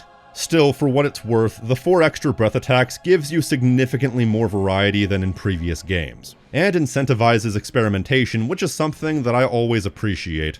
But with that said, I find breath attacks were generally less useful overall than in the previous games. Not so much because of the breath attacks themselves, but because the standard combat has been stepped up in so many ways. It just shows how much better these games could have been and how much you relied on the breath attacks when you didn't have the combat variety. I wouldn't necessarily say that's a good or bad thing, it's just a thing. Matter of fact, there are instances where they limit or outright take away your magic power. And the fact that it's not too much of a bother is a testament to just how good the combat is even without it. Yeah, one of the primary visual themes this game deals with obviously is darkness, and as such you have these dark crystals that often show up as a representation of Malefor's power. With the exception of the Earth Golem, every time they show up, attempting to destroy them will drain your magic power, and these crystals power evil beings, as well as evil machines like these war machines during the Battle of Warfang, which adds a dash of seasoning to a level that's already one of the most intense and one of the most chaotic levels in the game. Truly what it feels like to be in a completely hopeless situation, barely holding the line. But then there's a couple of bosses that are basically powered by these dark crystals. Namely the Earth Golem you fight both in the first level, as well as during the Battle of Warfang, as well as the Destroyer, where you have to go around its body and destroy 12 separate dark crystals, leading to one of the worst visual effects I've ever seen. But throughout all of this, you have to make do without magic whenever you're near one of the dark crystals, and the highlight of this is definitely in the final chunk of the Destroyer level, where you have to break open its heart and destroy the crystal within. A really awesome set piece, though I hesitate to call it a boss fight, and you barely even notice you're doing it without magic. Now, you may have noticed my use of the word single player just a minute ago, and that's because this game, uniquely for the series, has a dedicated couch co-op mode. Which is cool, even though I've never played it multiplayer, but I kinda question why they would implement a multiplayer mode for the 3rd game in a trilogy. Or at least this trilogy. Let's just say you picked this game up to play it between friends, right? Well, to fully understand what's going on, both individual players would have had to, on their own accord, play through the very single-player games that preceded it, and then just so happen to find the other person who's interested in playing through the game co-op. It just seems kind of superfluous, because what are the odds of having 2 people familiar enough with the first 2 games to be able to get the most out of playing Dawn of the Dragon multiplayer?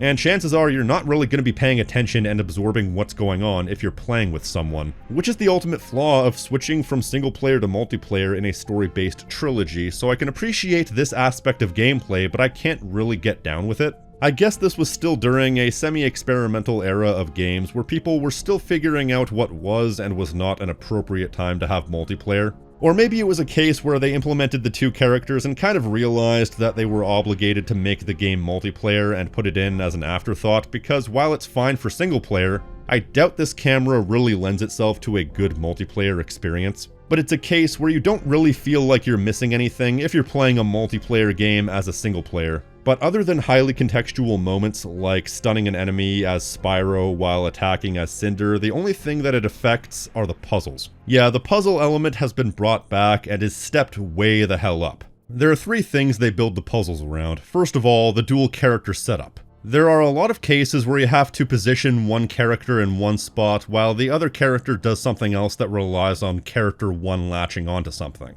2, they utilize the breath attacks, often requiring a bit of experimentation to get things going, and 3, having to carry items that weigh you down. That one can be a bit annoying, especially if you're trying to have both characters holding something in their mouths, because you have to constantly switch back and forth to get them to do anything, as they're not as keen to guiding themselves if they're carrying something, but it makes for some creative puzzles utilizing climbable walls, wall runs, etc.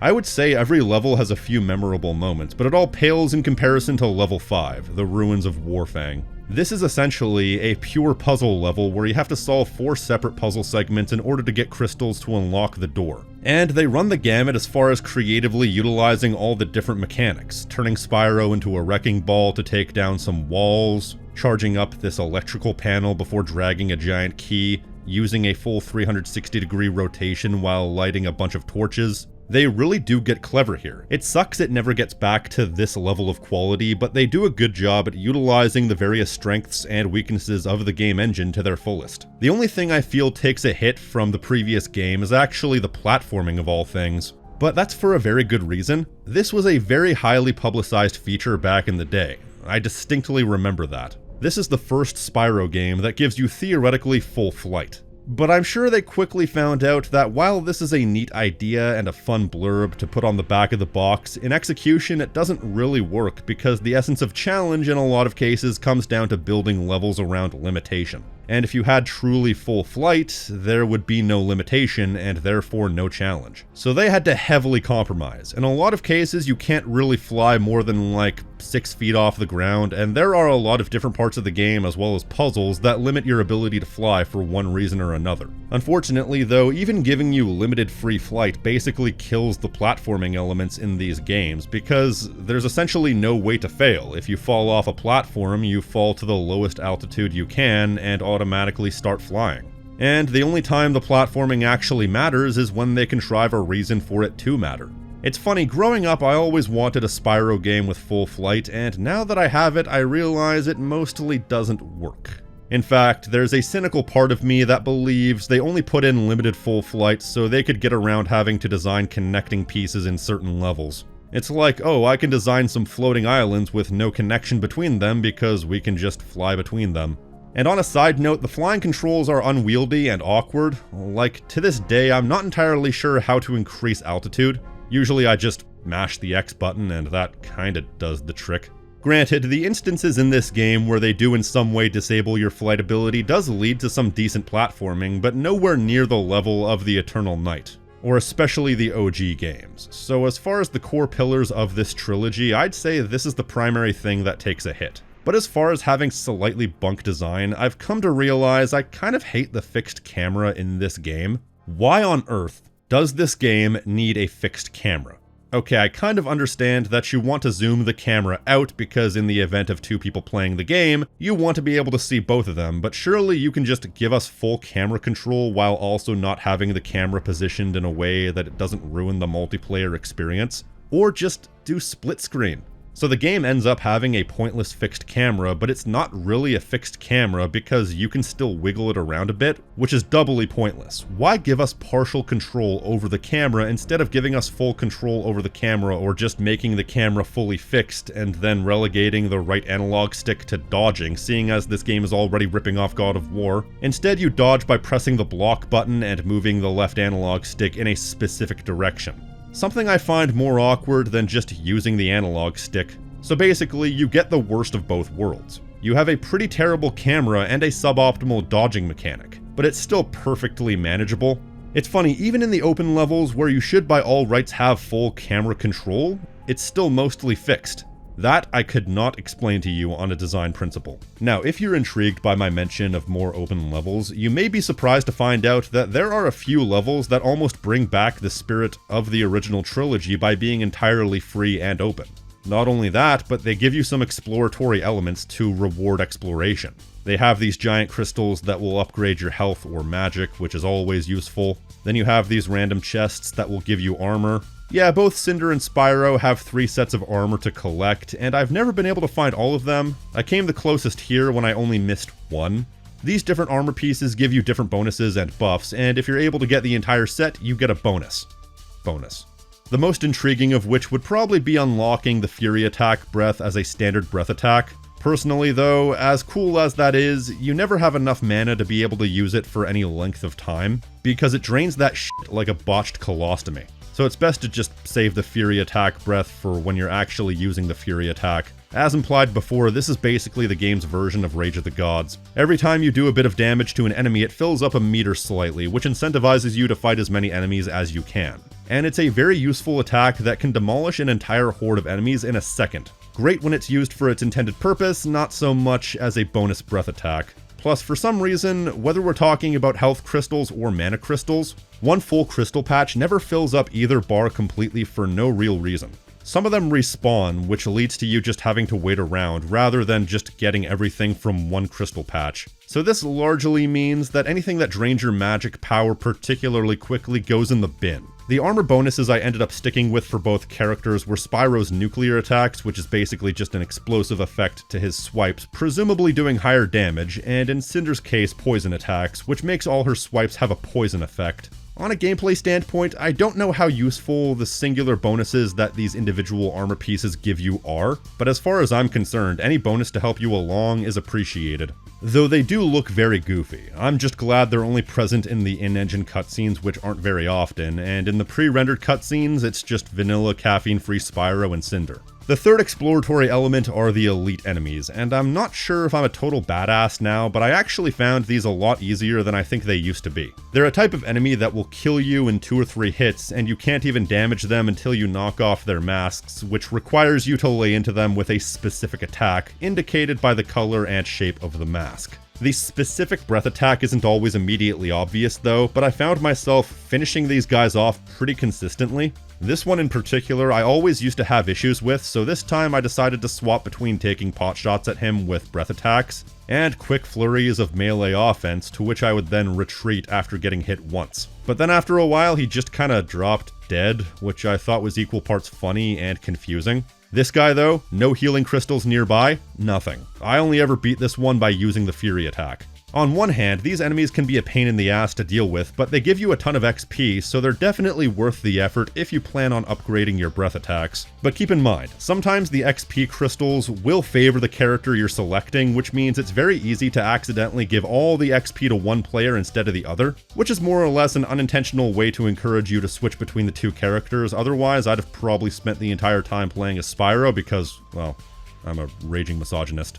These 3 separate bonuses aren't the most robust reasons to explore, but they are enough. I would argue the game is at its best when it opens up somewhat, meaning that the game definitely peaks with level 3, the Valley of Avalar. Because in this case, you're pretty much given free reign to go over the entire valley to just explore and to look for your objectives, and I kinda wish more of the game was like this, giving you more or less free reign to go around and tackle the challenges at your own pace. Not a full sandbox, but at the very least, less linear. As far as the visual appeal as well, this level is absolutely the best. This is genuinely the type of place that if society collapsed, I would like to settle. It's just so serene and beautiful.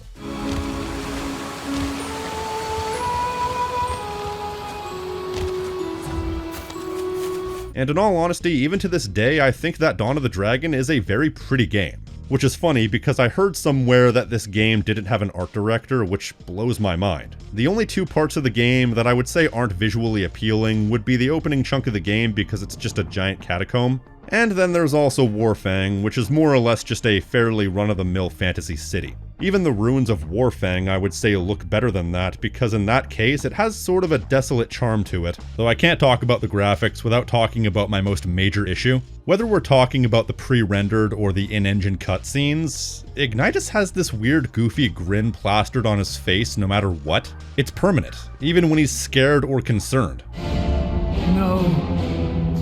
I don't know how that happened, considering no other character has this issue. It's just so off-putting. Not a big fan of that, but like I said, it looks good otherwise. A lot of the graphical appeal of this game kind of springs from the fact that they took the saturation slider and pushed it all the way up, and it's just vibrant as hell. They really enjoy putting as much color on screen as they possibly can at any given time. Even in the Burning Lands, which by all rights should be ugly as hell, they juxtaposed the ashen grounds with eye-popping lava. So it's like a paradoxically beautiful hellscape, and if they managed to make this game as beautiful as it is without an art director, hats off to them. They are a very talented team to be able to make a game this beautiful without a specific vision. But then there's the skyboxes. These are some of my favorite skyboxes in the history of gaming. Even in the catacombs, you have some pretty stunningly beautiful views, despite the fact that all of this is underground. Then when you leave the catacombs, my god. It is one of the most stunningly beautiful night views I've ever seen. It's practically a ritual at this point that whenever I exit the caves, I just stand on the edge of that cliff and just gaze off into space because it's that pretty.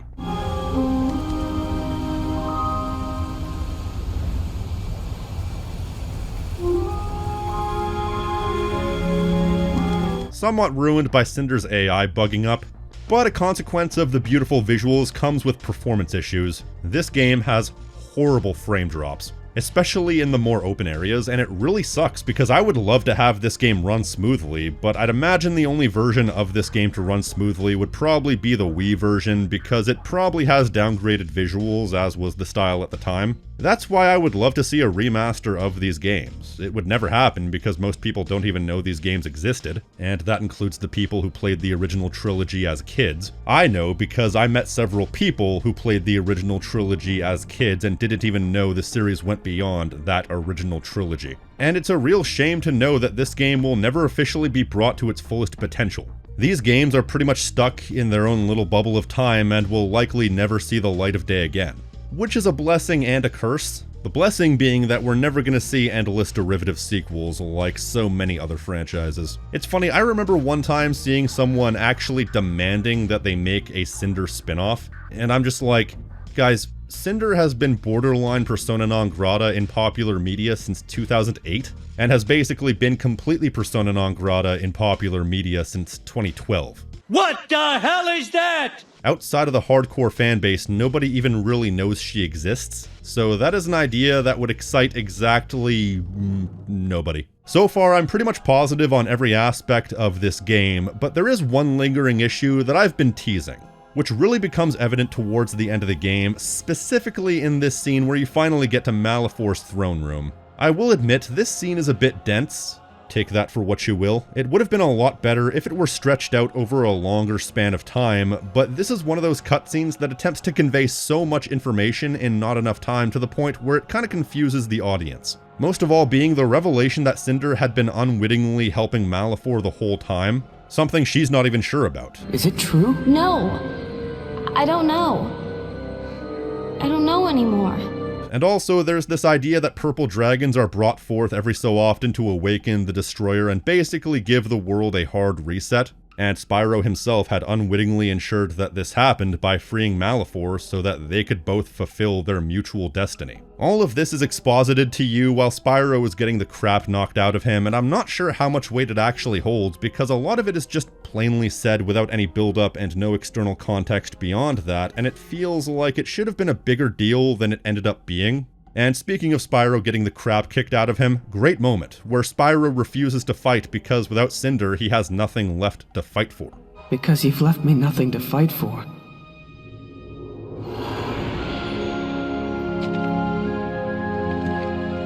There's always something. That's totally adorbs.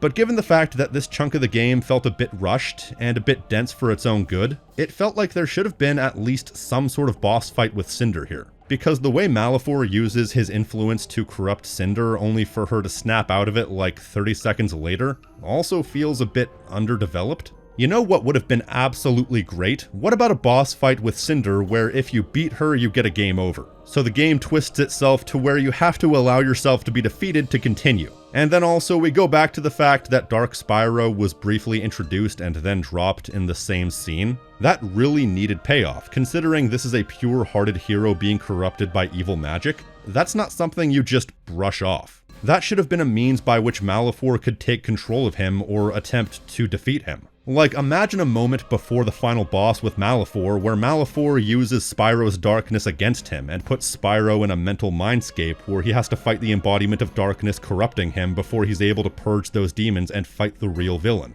And if that sounds familiar, yes, that is essentially the Kratos clone battle from God of War 2005, but like I said, if they're gonna rip off the rest of the game, might as well commit. It felt like this is where they were going. Sure, that would have resulted in a 5-part final chapter, but if you ask me, they could have then sprinkled in the story more cleverly and made every revelation carry more weight. Point is, there were a lot of ways for the final chapter to have been better. And this brings me to my most major point for Dawn of the Dragon.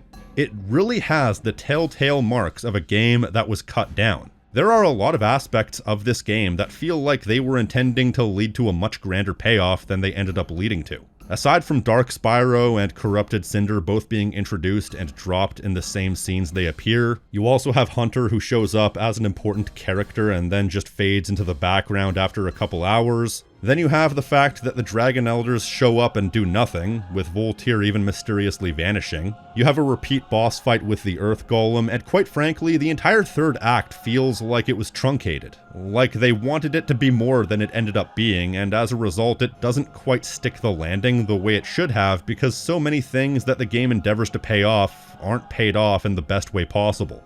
They just don't have the time to really make every plot point everything they could have been, leading to a third act that's not bad, but kinda drops the ball. That just says to me the game wanted to be more than it was, and I seem to remember that being the case as well. About a decade ago, I don't remember where, I don't remember when, I just remember at some point I read a blurb about this game that said because it was being developed during the Vivendi-Activision merger, it majorly impacted the development.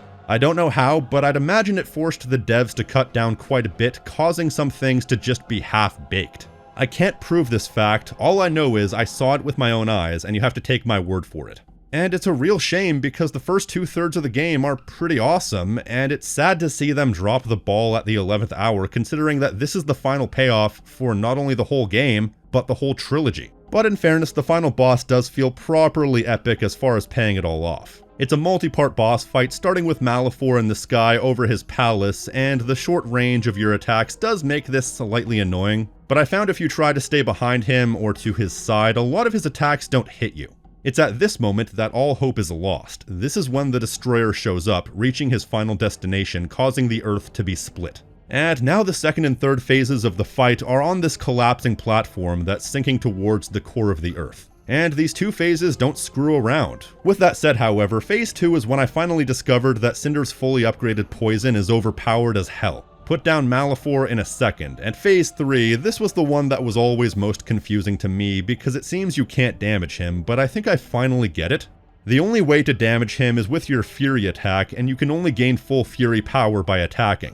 So it's basically the same as phase 1 or 2, but where the ability to do damage changes. Still, it's fairly straightforward now that I know, following which is the big scene, the final hurrah of the entire series. So they finally chase Malefor into the core of the Earth, and I believe the implication here is that these are the souls of the Dragon Elders who trained Malefor, and they trap him in the Earth's core forevermore. I know he's gone because the binding link that kept Spyro and Cinder together vanishes. And then, well, this. There'll be nothing left. The world is breaking apart. But I think I can stop it. I think I'm meant to. Then I'm with you.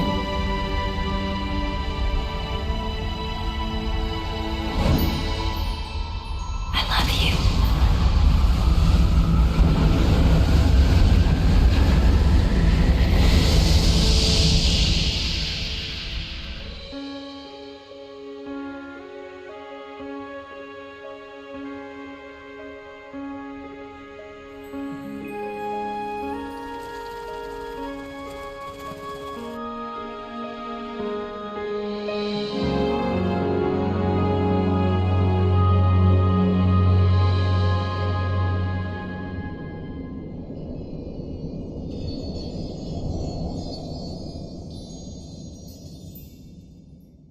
Oh man, even after all these years, this still makes me emotional. Even to this day, I find myself with a lump in my throat anytime this scene plays.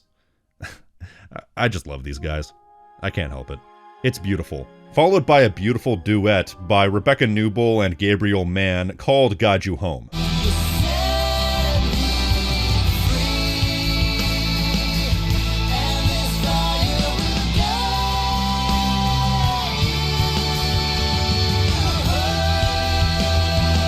Melodramatic? Perhaps, but that doesn't make it any less emotionally resonant. But it's funny, I knew how this game ended before I ever played it. I'm trying to imagine what it would be like for someone playing this game for the first time, seeing that ending and having to sit through the credits thinking that both Spyro and Cinder had just heroically sacrificed themselves. I'd imagine a lot of tears were shed, but of course, it's a fake out. With each new age, a worthy dragon is chosen to chronicle the many triumphs and failures of that age. Ignite us. I pass this honor to you. And what of Spyro? Each time a dragon dies, a new page is written in this book. I've done my best, but I can't seem to find any trace of Spyro. Well, young dragon, where might you be?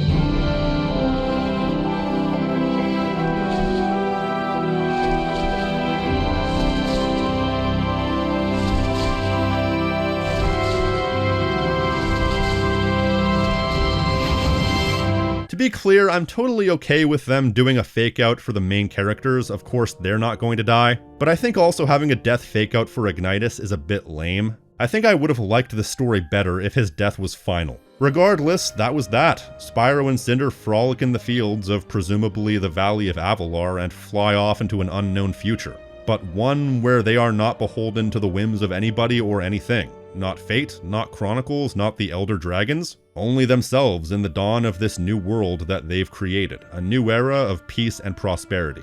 And there's something so uplifting about that. You don't know what comes next. All you know is, well, it's nothing bad. You know, this is one of those games that I have a very complicated relationship with. I distinctly remember it making me emotional for a few days when I first played it. Not depressed emotional, but more so reverent and a bit melancholy over the fact that a journey I didn't even realize I was on finally ended. I distinctly remember for a few days after I finished the game, the aforementioned Guide You Home was stuck in my head, and I felt so impacted by that song that I kept having to drown it out with other songs. Like, I remember that Nah Nah Honey I'm Good song was playing on rotation at the time, so I was just singing that song to myself over and over to try and drown out the other song because, well, I didn't want to get emotional while I was at the gym. And it's surreal to think. I remember when I first played this game back in 2015, that was only when the game was 7 years old. And it's been 10 years since. Man, that is uncomfortable. Even more uncomfortable is the fact that this game was the 10-year anniversary, and now Spyro as a series is closing in on 30. And it's funny to say that because the internet is forever. I'm reminded of one of AVGN's videos where he confidently stated, "We live in the year 2007. We live in the year 2007. So I'm imagining something like 20 years from now, somebody's going to be watching this video and thinking to themselves, man, I remember when Spyro was only 30. Either way, I think Legend of Spyro Dawn of the Dragon is easily the best game in the trilogy. It's really good. Maybe even great. It does benefit from the fact that it's paying off a lot of things that were already set up, but it's one of those things that I appreciate about it. I almost get nostalgic thinking this because I've been saying it for a decade now, but I really respect the fact that this is a trilogy that came and went. It didn't try to stretch itself out indefinitely, it didn't leave itself open for potential sequels, it came in, it told its story, and it ended. And in this day and age, I respect things for knowing when to end and ending in the best way it can. Something a lot of people aren't used to in the current media landscape of endless sequels, to the point where every now and again I see someone saying they should make a sequel. And I'm like, guys, the story ended. Just let them rest. Aside from that, it easily has the best gameplay out of all three games, utilizing the puzzle elements the best, the combat elements the best, has the best variety, the production value is great for its time, and aside from a slightly weak third act, it pretty much hits all the right notes and pays off the trilogy really well. It is still very distinctly my third favorite Spyro game overall, and the funny thing is, I generally don't even think I'm a fan of Spyro so much as I'm just a fan of the original trilogy. And to this day, I'm actually not quite sure if I'm a fan of the Legend games because two of them are kind of whack, and even Dawn of the Dragon is pretty flawed. But I don't know, I guess this series is better than the sum of its parts, mostly because Dawn of the Dragon is as good as it is. The first two games I sort of just tolerate. I'm invested in the world and the characters, but I'm not really necessarily a big fan of those games. But once the trilogy is over, I almost feel like I have more fondness for the trilogy as a whole because of how compelling the ride was once it's all over. I mean, it is kind of surreal that the trilogy had the progression it did. It's just so weird playing it start to finish that what A New Beginning started out as eventually became Dawn of the Dragon. I don't think I'll ever truly be able to articulate how I feel about this trilogy, but despite everything, it kind of does hold a special place in my heart. I wouldn't be able to talk about this trilogy for what's now going on 2 hours if I didn't at least appreciate what these games set out to do. I'd be lying if I said there wasn't a flame burning inside of me, a flame that represents the appreciation, and one might even say love, I have for the series. Complicated love, but love nonetheless. And that was the Legend of Spyro trilogy, which is, for all intents and purposes, the last new thing the series ever did. 2008 was a long time ago, and it's funny to think of all the nothing that took place in this series since then.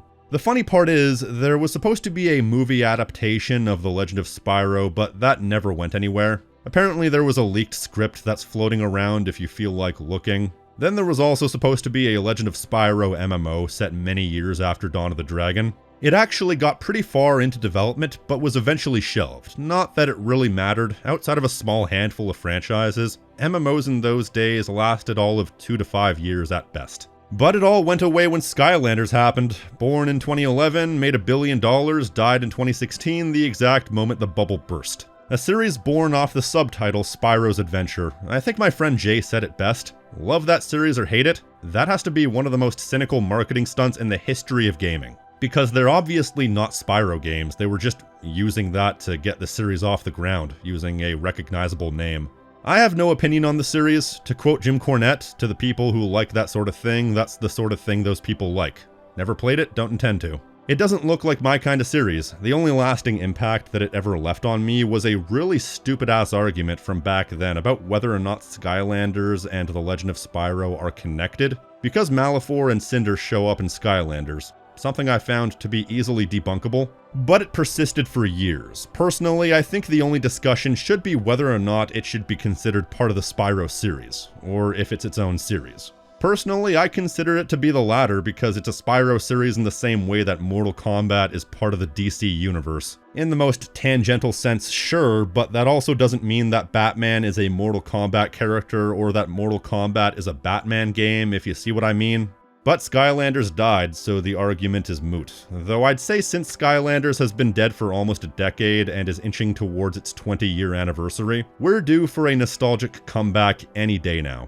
I was gonna end the video there, but you know, I think I got one more ramble in me because this is a special occasion. It's not every day that you realize 10 years of your life has passed you by.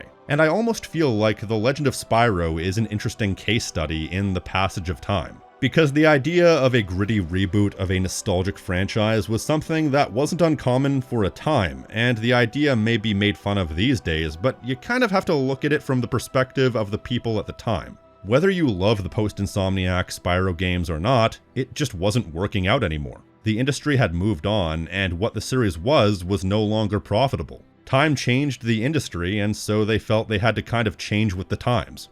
And that's kind of just life, you know? Sometimes things change over time and you may not like it, and sometimes it won't work out, but sometimes change is necessary to keep things rolling. And you won't know if things will work out unless you take that leap. As the saying goes, you miss every shot you don't take. Look at me. 10 years ago when I first played these games, I was a dweeby high school graduate who had no direction in life. A lot of things have changed. Some people don't like the fact that a lot of things have changed since then. Some people continue to be resentful of the fact that I've changed and that I started this channel to begin with. But much like The Legend of Spyro, I'm much more keen to at least try something new rather than wallowing in something that simply isn't working anymore. Or to put that in another way, if at first you don't succeed, burn the fucker to the ground and dance in the ashes. Personally, I don't necessarily like the fact that I can look behind me and see a lot more of my life behind me than I used to, and I don't necessarily like seeing all the things in the world changing around me. It makes me feel really existential. But that's life. You can either lament the time you've lost, or you can try and make the time you have left worth it. And if that means having to burn a few bridges or throw a few babies out with the bathwater along the way, so be it. This is a bit of a serious discussion, but accepting the winds of change is kind of why I'm not too bothered about the fact that Spyro has been largely dead since 2008 because it had a good run. There are games I like, games I don't like, and I can always go back to the games I like. If the series ever comes back, I'll be sure to check it out, but I won't lose sleep over the passage of time leaving the things I like behind, because it's easy to lament the past, but I prefer to live in the present. I'm comfortable with things I like ending. Man, that got really weirdly deep. I'm gonna end it there before I go on another more pointless tangent. If you like what I do here and want to support the channel, you can like this video, leave a comment telling me what you think, subscribe, and hit the notification icon so you're always up to date on what I'm doing. And if you want to support the channel in a more direct fashion, you can pledge to my Patreon for unique perks and rewards along with these fine folks right here. And an extra special thank you to Dick Kickham, Ga004, Hydra Overlord, FarmCat84, Raph, Ranger X, Sketch Lombo, Sphinx, Will Stokes, and Weird Webster for going above and beyond. Elsewise than that, I've been the King of Snark Style right here on Tactical Bacon Productions, and I will see you next time. Stay crispy, my friends.